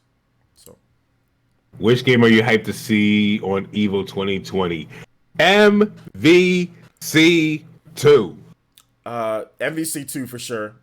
Super Smash Brothers. Yeah, definitely that. Super Smash Brothers, and for me, another one that I really want to see is what's it called? I always like watching Street Fighter just to see see who wins Street Fighter because that's just like it's Street Fighter. But yeah, Smash, MVC 2, and Street Fighter. Those are like my games that I think that I want to see the most. Let's see here. Sup, Mad Late, but been lurking. All right, shout outs, man. Let's see here. Matthew Hammond says, how awesome was it to have Avedon on the PE podcast tonight? OJ is lucky that Abaddon was available. How awesome! Well, First of all, hold on, Mr. Matthew Hammond. Let OJ knows this about me, but let me just. I don't know if you follow on Twitter or anything. There's a running joke that Abaddon does not go to sleep. There's a running joke that what? That Abaddon does not go to sleep. Yeah, Abaddon's usually here for the podcast, so it's obviously it's awesome, and I appreciate him, man. Like I said, he's like a brother to me, you know, like he really is like a brother to me. So like it's great having him on. So yeah, I'm actually lucky to have him as a friend. I definitely would say that. You know, it's hard to come by good friends. You know what I'm saying? But I can honestly sit here and say that Abaddon is actually a good friend of mine. You know, a good friend of mine. So. Nah, likewise, man. I wanted to come through. I put a pause on editing. I said, you know what? This is the return of the PE podcast. I said, I'm not going to show up late this time. So I said, let me just come through. But everybody has their lives. So like, even though we didn't have like everybody that came out tonight, like, I don't get upset or angry that nobody made it or like they thought they were going to make it. It's fine. It's not a big deal. Like they were probably busy. They had something to do. That's cool. You know what I'm saying? They do this out of the kindness of their heart. You know what I'm saying? So I don't get mad or angry or upset or anything like that. And that's how I feel with the Chillcast. For you guys notice, it's like some weeks you'll see 6 of us or 8 of us. Some weeks you see 2 or 3 of us on there. It's people got lives. It's like a lot of us are in our late 20s, early 30s, mid 30s, you know, fitting time into, you know, talk about video games and just hang out with you guys. And sometimes other things come in the play where those take priority. Yeah, absolutely. Segapie had a question. Echo James had a question for you first, though. Echo James and Tony. I think we need to scroll up a little bit. There's some more questions. Yeah, there are some more questions. Hold up, Tony had a question. Huang, his is the next question. He says, "Do you think PG dropped Grand Blue Fantasy Relink development because the game was being PS4 exclusive?" No. I think because the game was maybe there wasn't an end sight to that game probably. Or they were just there's some issues with development or what they were trying to do and they wanted to move on to other projects. Torna or Xenoblade Chronicles 2. Torna is better for newcomers. Xenoblade Chronicles 2 is better for people who want like the full experience. But I definitely suggest like you can play Torna first and get into Xenoblade Chronicles 2, or you can play Xenoblade Chronicles 2 and go into Torna. It doesn't really matter which one you do, but Torna is definitely better for newcomers. That's for sure. Party Man says, "What has been your guys' favorite DLC expansion on the Switch?" DLC expansion? Smash Brothers DLC. Easy. Oh, really? Smash DLC for me, yeah. 100%. I'm gonna have to raise this to say Xenoblade Chronicles 2. Or Torna, one of those two. Okay. If we're talking like a real expansion, not just DLC, but like a real expansion. DLC pass. The best DLC pass for me has been Torna's Torna. DLC pass is absolutely phenomenal. Yeah, Torna. It is absolutely phenomenal. So yeah, I would probably say Torna. I would just say Xenoblade Chronicles 2, their expansion pass is the best. Because you got Torna and you got a bunch of new missions and everything. It was dope. So yeah, I'd have to say that. But in terms of just like character releases or like DLC that you got, like yeah, Smash's DLC was great. But yeah, Torna, the Xenoblade Chronicles 2. Yo, I saw a ghost in the chat. Someone I've not seen in a minute. Who was it? You're gonna scroll down. I'm not gonna read your comments. You're gonna see him soon. He asked a question. Quantumel? Yes. I figured. Yeah, because once we went to Twitch, you know, he obviously, or unless he was something else, he kind of disappeared. But no, shout outs to Quantumel. He was here earlier in the week too. Oh my goodness, I've not seen him in a while. Quantum. Let me try to see if I can get some other good questions here. Yeah, there were some other few Echo ones. James says, if you can write or edit anything from Nintendo, what would you want? What would you change? Probably they're like online. That's the thing that I would just change just to shut people up and like get that better. You know what I'm saying? Like that's what I would change. And not only that, like even like people talk about like, you know, not having like even like just making these controllers compatible to be able to have like voice chat and stuff. Like people talk about there not being a headset, like a audio plug, right? Or like a audio jack. You don't need one. My phone doesn't have an audio jack, a regular one. It has USB-C. I can plug a USB-C headphone into here and get audio and talk and do everything like normal. So if they just made it compatible with USB-C headsets, which USB headsets are cheap and they're not any more expensive than any other headset that's out there. So yeah, I would just say that, like, just make it to where it streams audio, game audio, and also voice That's chat. a nice phone, by the way. The OnePlus is they're amazing phones. They're heavy, but this is an amazing phone. It really is a really good phone. It's too expensive though. Want to read another question, Abaddon? Yeah, I got one. Go ahead. Let's see. Psychopie said, "What are both of you guys' prediction on Nintendo's big game for this year? For example, last year we had Fire Emblem Three Houses and Mario Maker 2. We discussed this last week, I believe, but I'm gonna say Bayo 3. And I'm gonna also say, watch this. No, I am gonna say it. I'll say it with my chest. Star Fox. Let's go. Star Fox. You're gonna say Star? I thought the Star Fox was coming, right? That's what Oh my god, you guys need to watch last week's episode. You gotta watch last week to get that. You have to watch last week's episode when Abaddon said Star Fox was like the major game, and like me and Ben were like, bruh. Oh man, I fought that to the bitter end. You did. It was good though. It was good. It was good. That was fun. Good times. Good times. All right. So let's see here. I think Mario Kart 9, that would be the game that I think is going to happen. Mario Kart 9 is the big holiday game because that's the game with the most star power that they can do this year. It's the game that the biggest gap between the last release, in terms of Nintendo's big IPs. So I'm gonna go ahead and go with Mario Kart 9. Okay, you know what? I didn't ask this question last week. What can Mario Kart do differently? There's so much stuff. I mean, I want to make a video on this. I think this is also something that I'm probably going to talk about maybe tomorrow morning or something. I need to make a video on it. Okay, I'm interested. But Go ahead. Go ahead. I said something about, not Mario Kart, but I said something about Smash in tomorrow's interview that concerns me.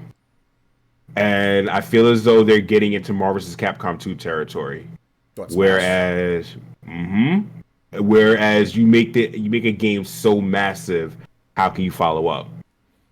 Yeah, they are. They're already there. So I talked about Smash Brothers being a Overwatch type of game. I talked about it just rolling over, and it's so big at this point that it doesn't really need to be a new game. It really doesn't. That's where it's broken the sales barrier. You know what I'm saying? Like there's certain games that you don't need for it to be like a new thing. Like even like GTA, right? Like they don't need to release new GTAs all the time because the game is so big and sells so much. They can just do DLC, and then whenever they feel like doing the new GTA, they do it. But it's always after a very long period of time. I think Smash Brothers can be like an Overwatch. It doesn't really need a new game. They can just revamp it and then repackage it and say Super Smash Brothers, Ultimate 2, and then bam, and that's that. But people who have Super Smash Bros. Ultimate can buy stuff, can kind of get into it, but they just add in extra things. Like it really doesn't. I personally don't want them to start over. I really hope they don't, because same here. That to me, there's no need to really. What do you do? I mean, you can make a single player mode, but the gameplay from what they can do, it's just they need to do like obviously like balance changes and mechanics things, but there's really no need to start over. And that's what you'd have to do if you want to make a brand new Smash Brothers.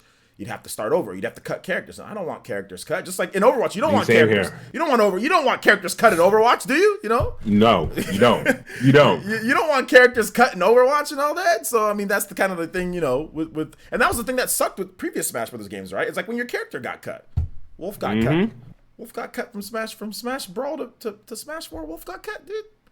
Mewtwo got cut for a while until he came back. Mewtwo got cut from after Melee. He got cut. He didn't come back to Smash 4. Yeah, he didn't come. So back. he was just out of And he was a DLC character. He wasn't even in the base roster. Yeah, he was just out of Brawl. He was a DLC character in 4. Wasn't he free DLC? No, he wasn't free. No, he was only free if you got it was a stipulation. Both copies of the game. Exactly. So $100. So if you spent $100 something, he was free. Yeah, he rip off. Anyway,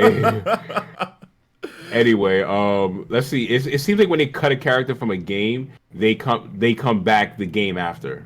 If you notice, when they cut Wolf from Brawl, and he was out of 4, he came back in Ultimate. Yeah, but that's because they brought back everybody. Yeah. Like for example, Pichu was cut from Melee. And didn't come back all the way till till Ultimate. This game. Yeah. Yeah. So, but yeah, you're right. Usually, if they're cut, like for example, Roy was cut from Melee.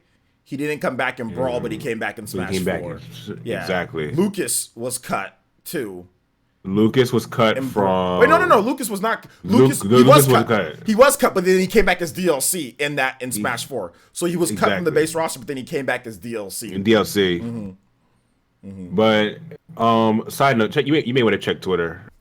What's going on? Check the DM. Check the DM on Twitter. Oh gosh. No, you're not about to hop on. No, you're not about to hop on. This man literally gave us the time to start, and then talk about I'm gonna hop on 2 hours later. No, you're not about. No, you're not about to. No, you're not. Oh man, that's hilarious. No, you're not. Oh no, you're not. But you know what? I have a question for you, and I'm gonna have a question for the chat to make it a little interactive. Who was your favorite Smash reveal out of all the Smash characters from Melee to Ultimate? Who was your favorite Smash reveal? Cloud.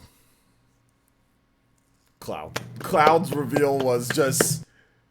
It was. I'll give that to you. It was just like Cloud is mine too, actually. No, it was Nani because that literally caught everyone off guard. Nobody thought Cloud would be in Smash Brothers.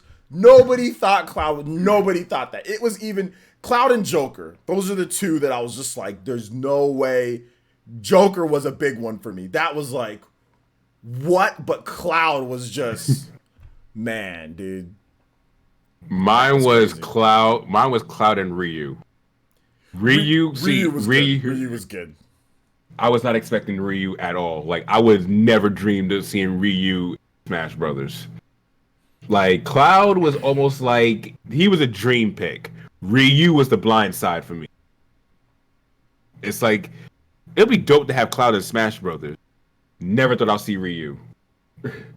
But yeah, Ryu was interesting because we really had like a 2D fighter guy in Smash. Exactly. There wasn't any. I mean, now we have Terry, so that's another one that's been added, and we have Ken.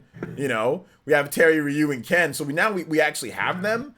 But back then there was no like guys from 2D fighting games. You know, in Super Smash, but there wasn't any. Not that I can think of. There wasn't. No, the closest you had to. The closest you had to someone being, and this was before Ryu came out, but the closest you had to a 2D fighter was Little Mac. That was the closest you had to that. That's not even really little. Yeah, Punch Out is a puzzle game. Puzzle fight. Yeah, it's a puzzle action game. I don't know what the hell to classify Punch Out because like you can't move around normally. You can't. So it's not really like a boxing game. You know, it's not really like a sports game. But I will say this. Smash Ultimate, though I do have like my gripes with Smash Ultimate, I will say this: they made all the troll characters usable. You're a Game & Watch guy, so. Oh man, Game & Watch is so. I use Game & Watch. I used to use Game & Watch just to mess with people now, but I've gotten some really messed up kills on quick play with Game & Watch with people. That I'm just gonna say that. It's really bad with using Game & Watch, but I'm still trying to master Kirby. My only issue with Kirby, he can't fast fall. Fast falling will make a big difference. But he can fast fall. His speed, his falling rate is not as fast because he's a floaty. Yeah, but as you know, those every second counts. Oh, absolutely. Yeah. But the thing about it is that Kirby, the way the speed of when you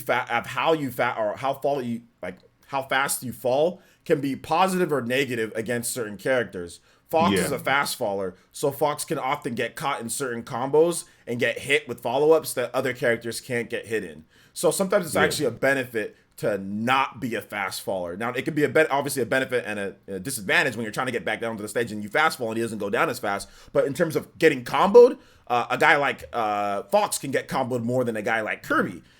Because of the rate of how they fall. So you're going to be able to do more attacks on Fox in the air than you would be able to do with something like Kirby, where Kirby can get out of it, or he'll fly a little bit further up, or he's floaty. So there is benefits of being not a fast faller, you know.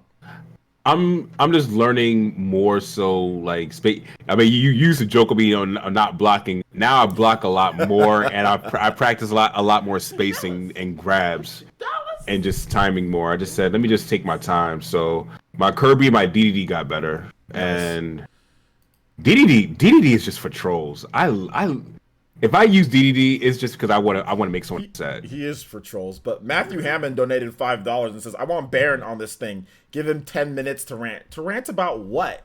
And not only that, but like he said, he's hopping on in a bit, and it's been how many minutes has it been since he's hopping on? He said that at 10:02, so it's been 7 minutes, and he's still not on. You know, And then Shadow Fox. oh my god, This guy. this guy. So Baron. Then they put him in You the center. talked all that shiznick. You act like I couldn't hear you. I heard you. Bro, you're how many I hours? heard you. You're how many hours late, bro? Like, Hold up. Can I take, let me go ahead and count the attendance here. So don't be getting on me, okay? okay, no, I'm just saying. You're the one, but you're the only one. Are we gonna expose DMs here? Because you're the one who said this is what I said to you. What is what time is good for the podcast tonight for those who can make it?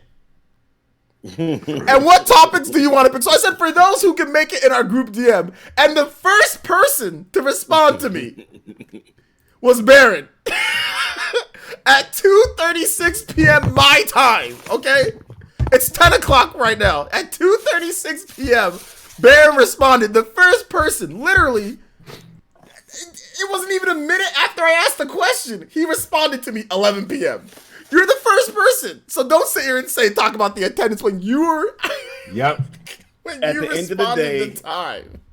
Who is here and who is not? I love how I you mean- said it like a wrestler. I love that. So Baron, before we go, Baron, I might not always be here when you call, but I'm always on time. you're not on time. No. You. What are you I talking?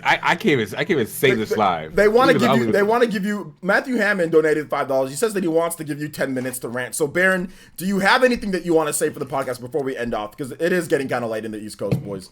So do you have anything that What you was want y'all to say? talking about? Well, we talked about. I know you're a big Gears fan, so that's the thing that I kind of wanted to get your opinion on.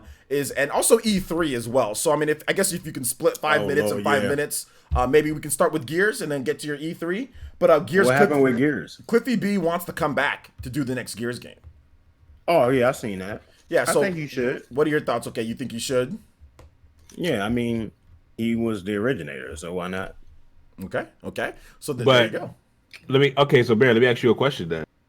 Because I had the same outlook, but then I rethought about it, and is it a success mainly because he was the originator and the game was that good, or was it more so the timing of the release that made it good?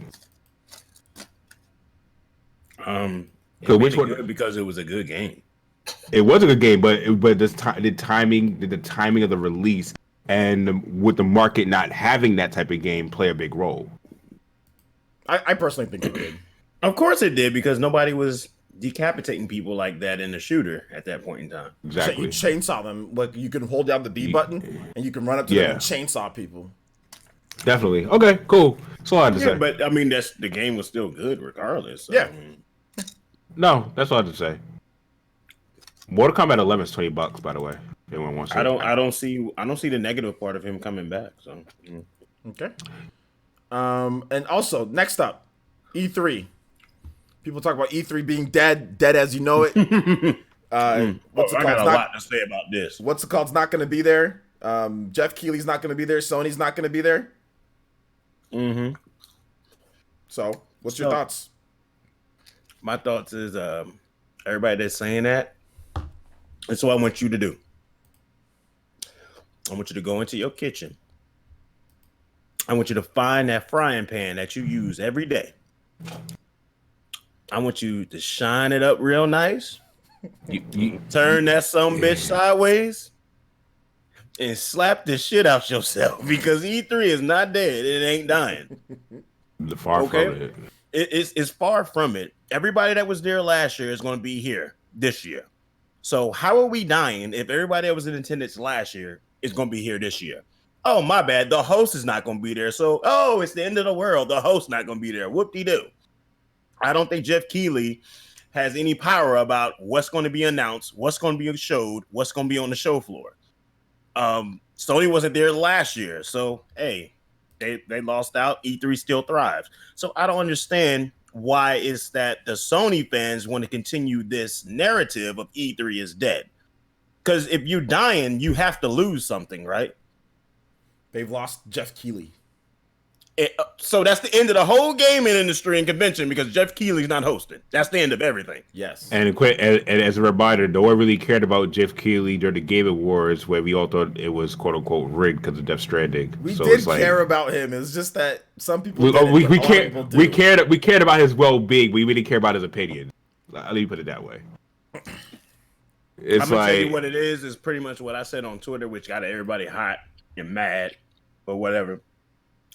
I felt like he didn't want to be there simply because his favorite company wasn't going to be there again. But he was there last year. I feel like he was there last year. He was there last year, and I brought that up in my tweet. I was like, I feel like he wasn't really having as good of a time last year on these live streams. You know what I mean? It felt like he was showing fake excitement. That's how I felt. And I see a lot of people felt the same way I did by looking at, the replies to my tweet. I felt like he was faking some excitement most of the time. It didn't feel like he was really that engaged into it. You know what I mean? And the first thing he did on live stream, the very first thing he did on live stream was argue with Michael Pachter about something. Like, why are we even talking about Sony as soon as you get on the live stream at E3? They're not even there. What did he argue with Michael Pachter with? Michael Pachter was talking about everything that he's expecting, surprises, and he brought up Sony. He was like, well, Sony's not here. And he had a whole back and forth. If y'all look at my old tweets, you could pull it up where I showed Michael Pachter really owned him live on the E3 stage. He was like, they're not going to be here, so I don't need to talk about them. They're not going to surprise me. Well, you never know. PS3, PS5 games might show up. And Pachter just laid into him. He was like, look, them not coming to E3 is like me and you not waking up and going to work. So they're not going to be here. So, they went back and forth for like 3 minutes. And I'm like, yo. I got to, you got to send me the clip if you can, if you remember where it is. Yeah, I can send you that clip, but It was crazy. I was like, good riddance to me. I was like, that's good. We saw you suck off Kojima for the last 6 months, so we don't want to see it no more. All right. Shout outs to Juice Man Bum with the $2 donation. He says, when is Baron doing something on YouTube? Baron, when are you doing something on YouTube? When I'm doing what? He wants to know when you're going to actually make some YouTube content. Oh, yeah, I do need to do that, don't I? Wow. That's something that you might want to do? Maybe? Maybe? Potentially? Possibly? Perhaps. I need to do it. I don't know. Maybe this weekend. Maybe. You know what I mean? Yeah, maybe. But tomorrow's Valentine's Day, so you know how that goes. Do you have a girlfriend? I have something of that nature. You're friends with benefits? You try to get this man on the couch. She's not watching. I can guarantee you she's not. So I'm gonna just tell you like Ludacris said, in different area codes. This guy. That's nice. Guy. That was good. Jalen Core says, even when Baron is late, he's still the GOAT. God bless Baron. All right. So shout outs to Jalen with some support there. But to kind of just go on a little bit more about E3, Baron, I wanted to get more of your opinion. What else, what do you think in terms of what is your anticipation for E3? Do you think it's going to be a better show than last year? Last year's was pretty good, right? I thought last year's was pretty good from, Square Enix and Nintendo and, Microsoft. They had some stuff. They had games. So what do you think, man? What's your thought process on this year's E3? Maybe he doesn't have a thought process on this year's E3. Should we do the snake This thing, Baron, Baron, Baron, Baron, Baron, Baron, Baron. Baron's gone. He has no opinion on E3. I thought we had an opinion on E3. You know, Baron, where you at, dude? how does this man show up and just disappear? This man literally, Like seriously, he literally just disappeared. Or like right during this, as we were talking to him, he like disappeared. He like vanished. Poof, gone. like seriously. See, I was giving him the mic. I said, you know what? I'm gonna play around at Apex as this man's. Because I talked enough today. I was going to let him. Wolf Everest says, Baron sounds like the guy we all know that shakes Skittles like dice. Wow. That is just like, and like eats the Skittles like that slick dude. Yeah, I mean, I've shaked a few Skittles in my day. But yeah. We all have. He's a Houdini, and now he's gone. I think Discord probably kicked him out. I think Discord kicked him out because his Discord. Baron's Discord is slightly more ghetto than all of our Discord. Yeah, my Discord kicked me out. I don't know why. Anyway, we wanted to get your thoughts on E3 in terms of how you think the show is going to be compared to last year. Do you think it's going to be better? Not as good? I don't know how E3 going to be better than having a whole. Robot Baron. Robot it out. Robot Baron in the house. Robot. Oh, I'm a robot? Oh, you were man. For a little bit. You were. Oh, man. Discord playing with me now. A little bit of a robot. No, let me know. Like, did you hear what I said, though? In terms of, like, what do you think about E3 this year? I think it's going to be better because you're going to have a whole blowout of a new console. With the Xbox Series. Did you hear about the pricing? Well, I'm not really trying to listen to it until it's officially announced. Like, Dang. when it comes to these rumors and links, we had a PS5 conference is supposed to happen every week ever since the year started. So that's why I don't pay attention to these rumors anymore. Like, yeah, I'll just wait and see. You know what I mean? People saying $450, people saying $400, people saying $600. So the newest thing is that there's actually a report from Bloomberg in terms of the literal like parts and manufacturing and what's causing some issues here and there, and maybe what's taking a little bit more time, and that the components are $450 to put together the PlayStation 5. So Sony can go either two routes with this. They can price it $400 and eat $50 on each system sold, or they can price it $500 and make a slight profit off of each system sold, or they can go the unusual route of pricing it right at market value.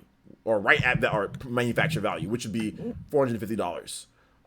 So I wanted to just get you guys' opinion, just speculation-wise. Obviously, there's not facts, but what would be the best option? Because like the Xbox Series X is going to be $500. Like there's no if ands or buts about it. It will be $500.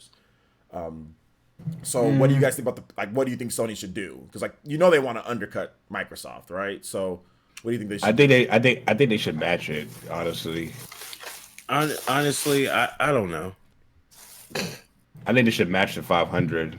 I feel like they established, and the reason why I say that is because they are in a position they commanded the previous generation with sales, so they're in a position to put a price and match it with the Series X. And if they believe they have the better product, they should match it. Do they have the better product? Well, I say if they believe they had, because they won the previous generation. So if they believe they have the better product, I feel like they should match it. Okay. Baron, you think? I don't know. Don't know?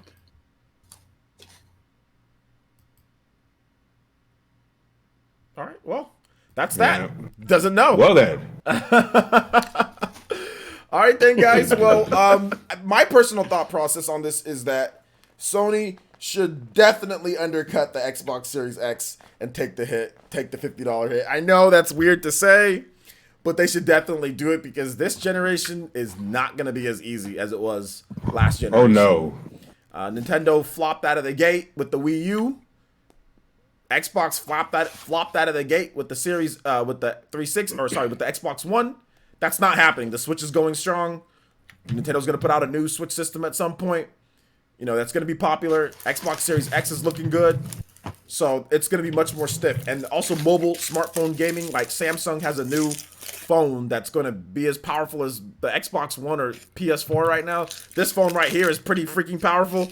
So yeah, I think they should definitely undercut it if they can. So yeah, that's my thought process at least. You know, but Microsoft is going to have a cheaper system. Microsoft is going to have that lock card or whatever. They're going to have that, and it's going to be cheaper.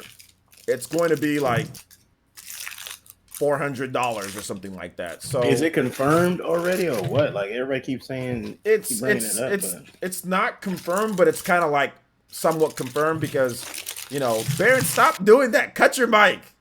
Man, my bad. I didn't know you could hear that. We can hear all of that. Yeah, we hear all that, dog. Just cut your mic for just a little bit. My bad. Dog. No, you're good. You're good. You good. I think that they're going to do like a cheaper system, like to where, because Microsoft said that the next generation system isn't called like the Xbox Series X. It's just a line of Xboxes. So you know that there's already going to be more lines of that. So there's going to be an Xbox Series S probably, and that's going to be the cheaper one, or Xbox Series M or something like that. So it's not just going to be the Xbox Series X for next generation. There's going to be another one. And they pretty much they did confirm that Xbox Series X is a series of systems. Like there's going to be different models. They pretty much confirmed that. So there's going to be a cheaper one. And obviously you look at the Xbox One X, Xbox One S, it just makes sense. It just makes sense. So, but what are you eating though, Baron? People want to know what you're eating. Cookout. Oh wow! The restaurant cookout. I know you're talking about. I've never had it. You got the $5 tray, Baron? Yep. I know exactly what you're talking about. Is that an East Coast thing? Cookout. Only people in the South know what cookout is. Oh, it's a South. It's not. It's They have it. They have a up here where I'm at too. So I'm not fully the South, but they got one over here too. They got one in Maryland. Yeah. Dude, don't be disclosing. Yeah, don't be disclosing. But didn't you already say that on where you live? Okay. My bad. I did, but it's like long time ago. Obviously, I'll say what's up. I'll tell you guys after the stream. No problem. All right. Well, I think that wraps it up, man. I think that wraps it up for this podcast. Thank you guys so much for watching. Shout out to all the viewers that came back for the first one back on YouTube. We peaked 263 people, man. So we back on YouTube, right? Yeah, we're back on. Yes, YouTube. we are. This is the return party of YouTube. Yes. We had a good return, man. 260 people plus. We had a good return. So I'll only get more and more once people start realizing that we're back on YouTube. So let's go ahead and do some outros. Let people know where they can find you. Avedon, where can they find you at, What up? You guys can find me on youtube.com/Avedon Smith or Beats for Breakfast. Either one. Literally Beats for Breakfast, how it's spelled on YouTube, and you will find my channel. My channel will be the first one up. You will not find any other channel that's named Beats for Breakfast if you type that in. So just as it's spelled, over there we do I interview different people, whether it's the other content creators, gaming composers, musicians, and we talk about music, gaming, and business ideas and trends. Whole bunch of fun. Last week we interviewed RGT85. Tomorrow, you guys check out. We have more people we're interviewing, and eventually OJ and I will discuss it. OJ's gonna be on one episode as well, so prepare for that as well. It's going to be great. It's going to be a lot of fun. Looking forward to it. And make sure you guys check out Beats for Breakfast, man. Avedon's doing some good work over there on his channel. Baron, where can they find you at, my man? You can find me in the streets. No. Find me on Twitter, man. Y'all know where I'm be. Just follow the crying Sony drones. Y'all know where I'm at. I mean, that's rather accurate. That's rather accurate. Somewhat. That's rather accurate. I mean, he's not the wrong. Tear trail. Whoa, hold up. Oh, I got shot. I'm dead. Oh man. All right. Yeah. And in terms of player essence content, guys, tomorrow, Friday, obviously we're gonna have Smash Brothers. We're gonna have Smash Brothers. So Elite Ninja, you're going to be able to play against me in Smash, so that's going to be cool. We're going to have a giveaway going down tomorrow as well. Fighters Pass, we're going to be having a giveaway where you can sign up for the giveaway. So sign up for the giveaway. And we're also going to have a Switch giveaway that we're doing with Destiny FOMO as soon as I can get a hold of her and everything. Also, Destiny and Destiny are teaming up for that as well, plus eShop card. So make sure you guys tune in tomorrow at Player Essence on Twitter. That's where you're going to see the giveaway for Gleam at Player Essence. You'll find that there. And also for content, I have so many videos that are I have videos in my backlog, like ideas that I've written down. So I usually kind of wake up in the morning and see what the best video is in terms of what I can get for traction and stuff. And then I kind of go with that. So you guys will get some type of Nintendo Switch video. And hopefully you guys check it out. I don't know when it's going to be up, but it'll be up. It's daily content, guys. So you guys might even get 2 videos tomorrow. So I might work on one tonight, then work on one tomorrow when I wake up. So yeah, so it sounds good stuff. So look forward to more content, more live streaming, all that good stuff. So should be great. All right, guys. So thank you guys so much for watching. We're fully back on YouTube, and I just checked. I want to make an announcement. My channel is 100% in the clear outside of a warning that I have. I didn't want to say anything because I didn't want people to troll me with something while it was, but I'll reveal this. If I would have got one more strike, my channel would have been dead. That would have killed my channel. What? Yeah, I didn't want to say it because then if it could have been a community strike or a community, anything. I didn't want to say it because if it would have happened in this last 3 months, somebody could have trolled me or tried to troll me and got my channel taken down. But yeah, one more strike because I had a regular strike. I already had a strike from 30 days before or 3 months beforehand that overlapped with another strike, a community strike that I got. So if I would have got one more strike, channel would have been killed right there. So everything's good now, boys. Because somebody trolled me. Somebody told me like how I got my last community strike. Somebody told me because I said, hey, I'm gonna be live on Twitch. Somebody reported that, and that got me a community strike. Where I couldn't upload for a weekend strike. So yeah, one more thing that if something happened to my channel, if somebody striked it or something happened, the channel would have been killed off right there. So we're good. I got a question. Though. Yeah, what's up?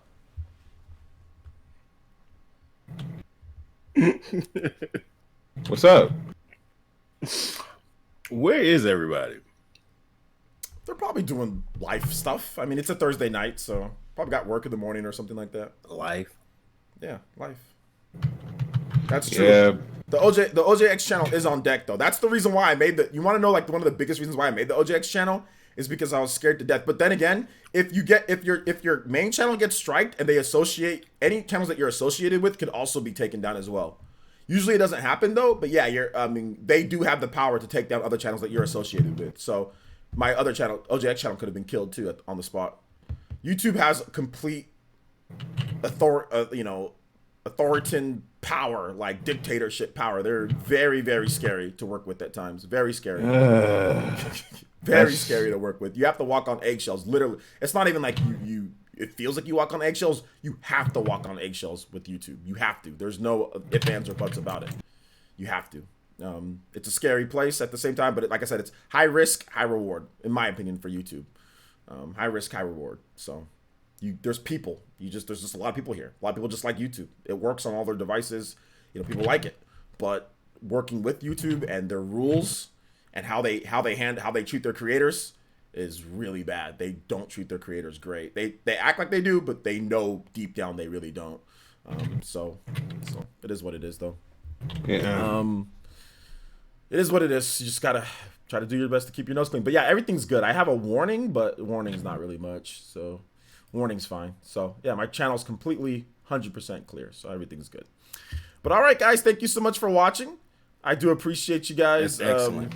I do appreciate you guys coming out to the stream. And we'll see you guys tomorrow. Like I said, we're going to have some giveaways. We're going to have some cool stuff going down. And this PE podcast will be up Saturday. I'm probably going to make it for people who are, I don't know, members. We might do it like you guys get to watch it, get early access. And then later it'll go live for everybody. I might. We'll see. But Saturday, for sure, will be up for everybody. But members might have early access tomorrow. So we'll see. All right, guys. Thank you so much for watching. I appreciate you guys being here. We'll see you guys for the next one. Bye-bye. Peace. All right. Astral Chain Gang.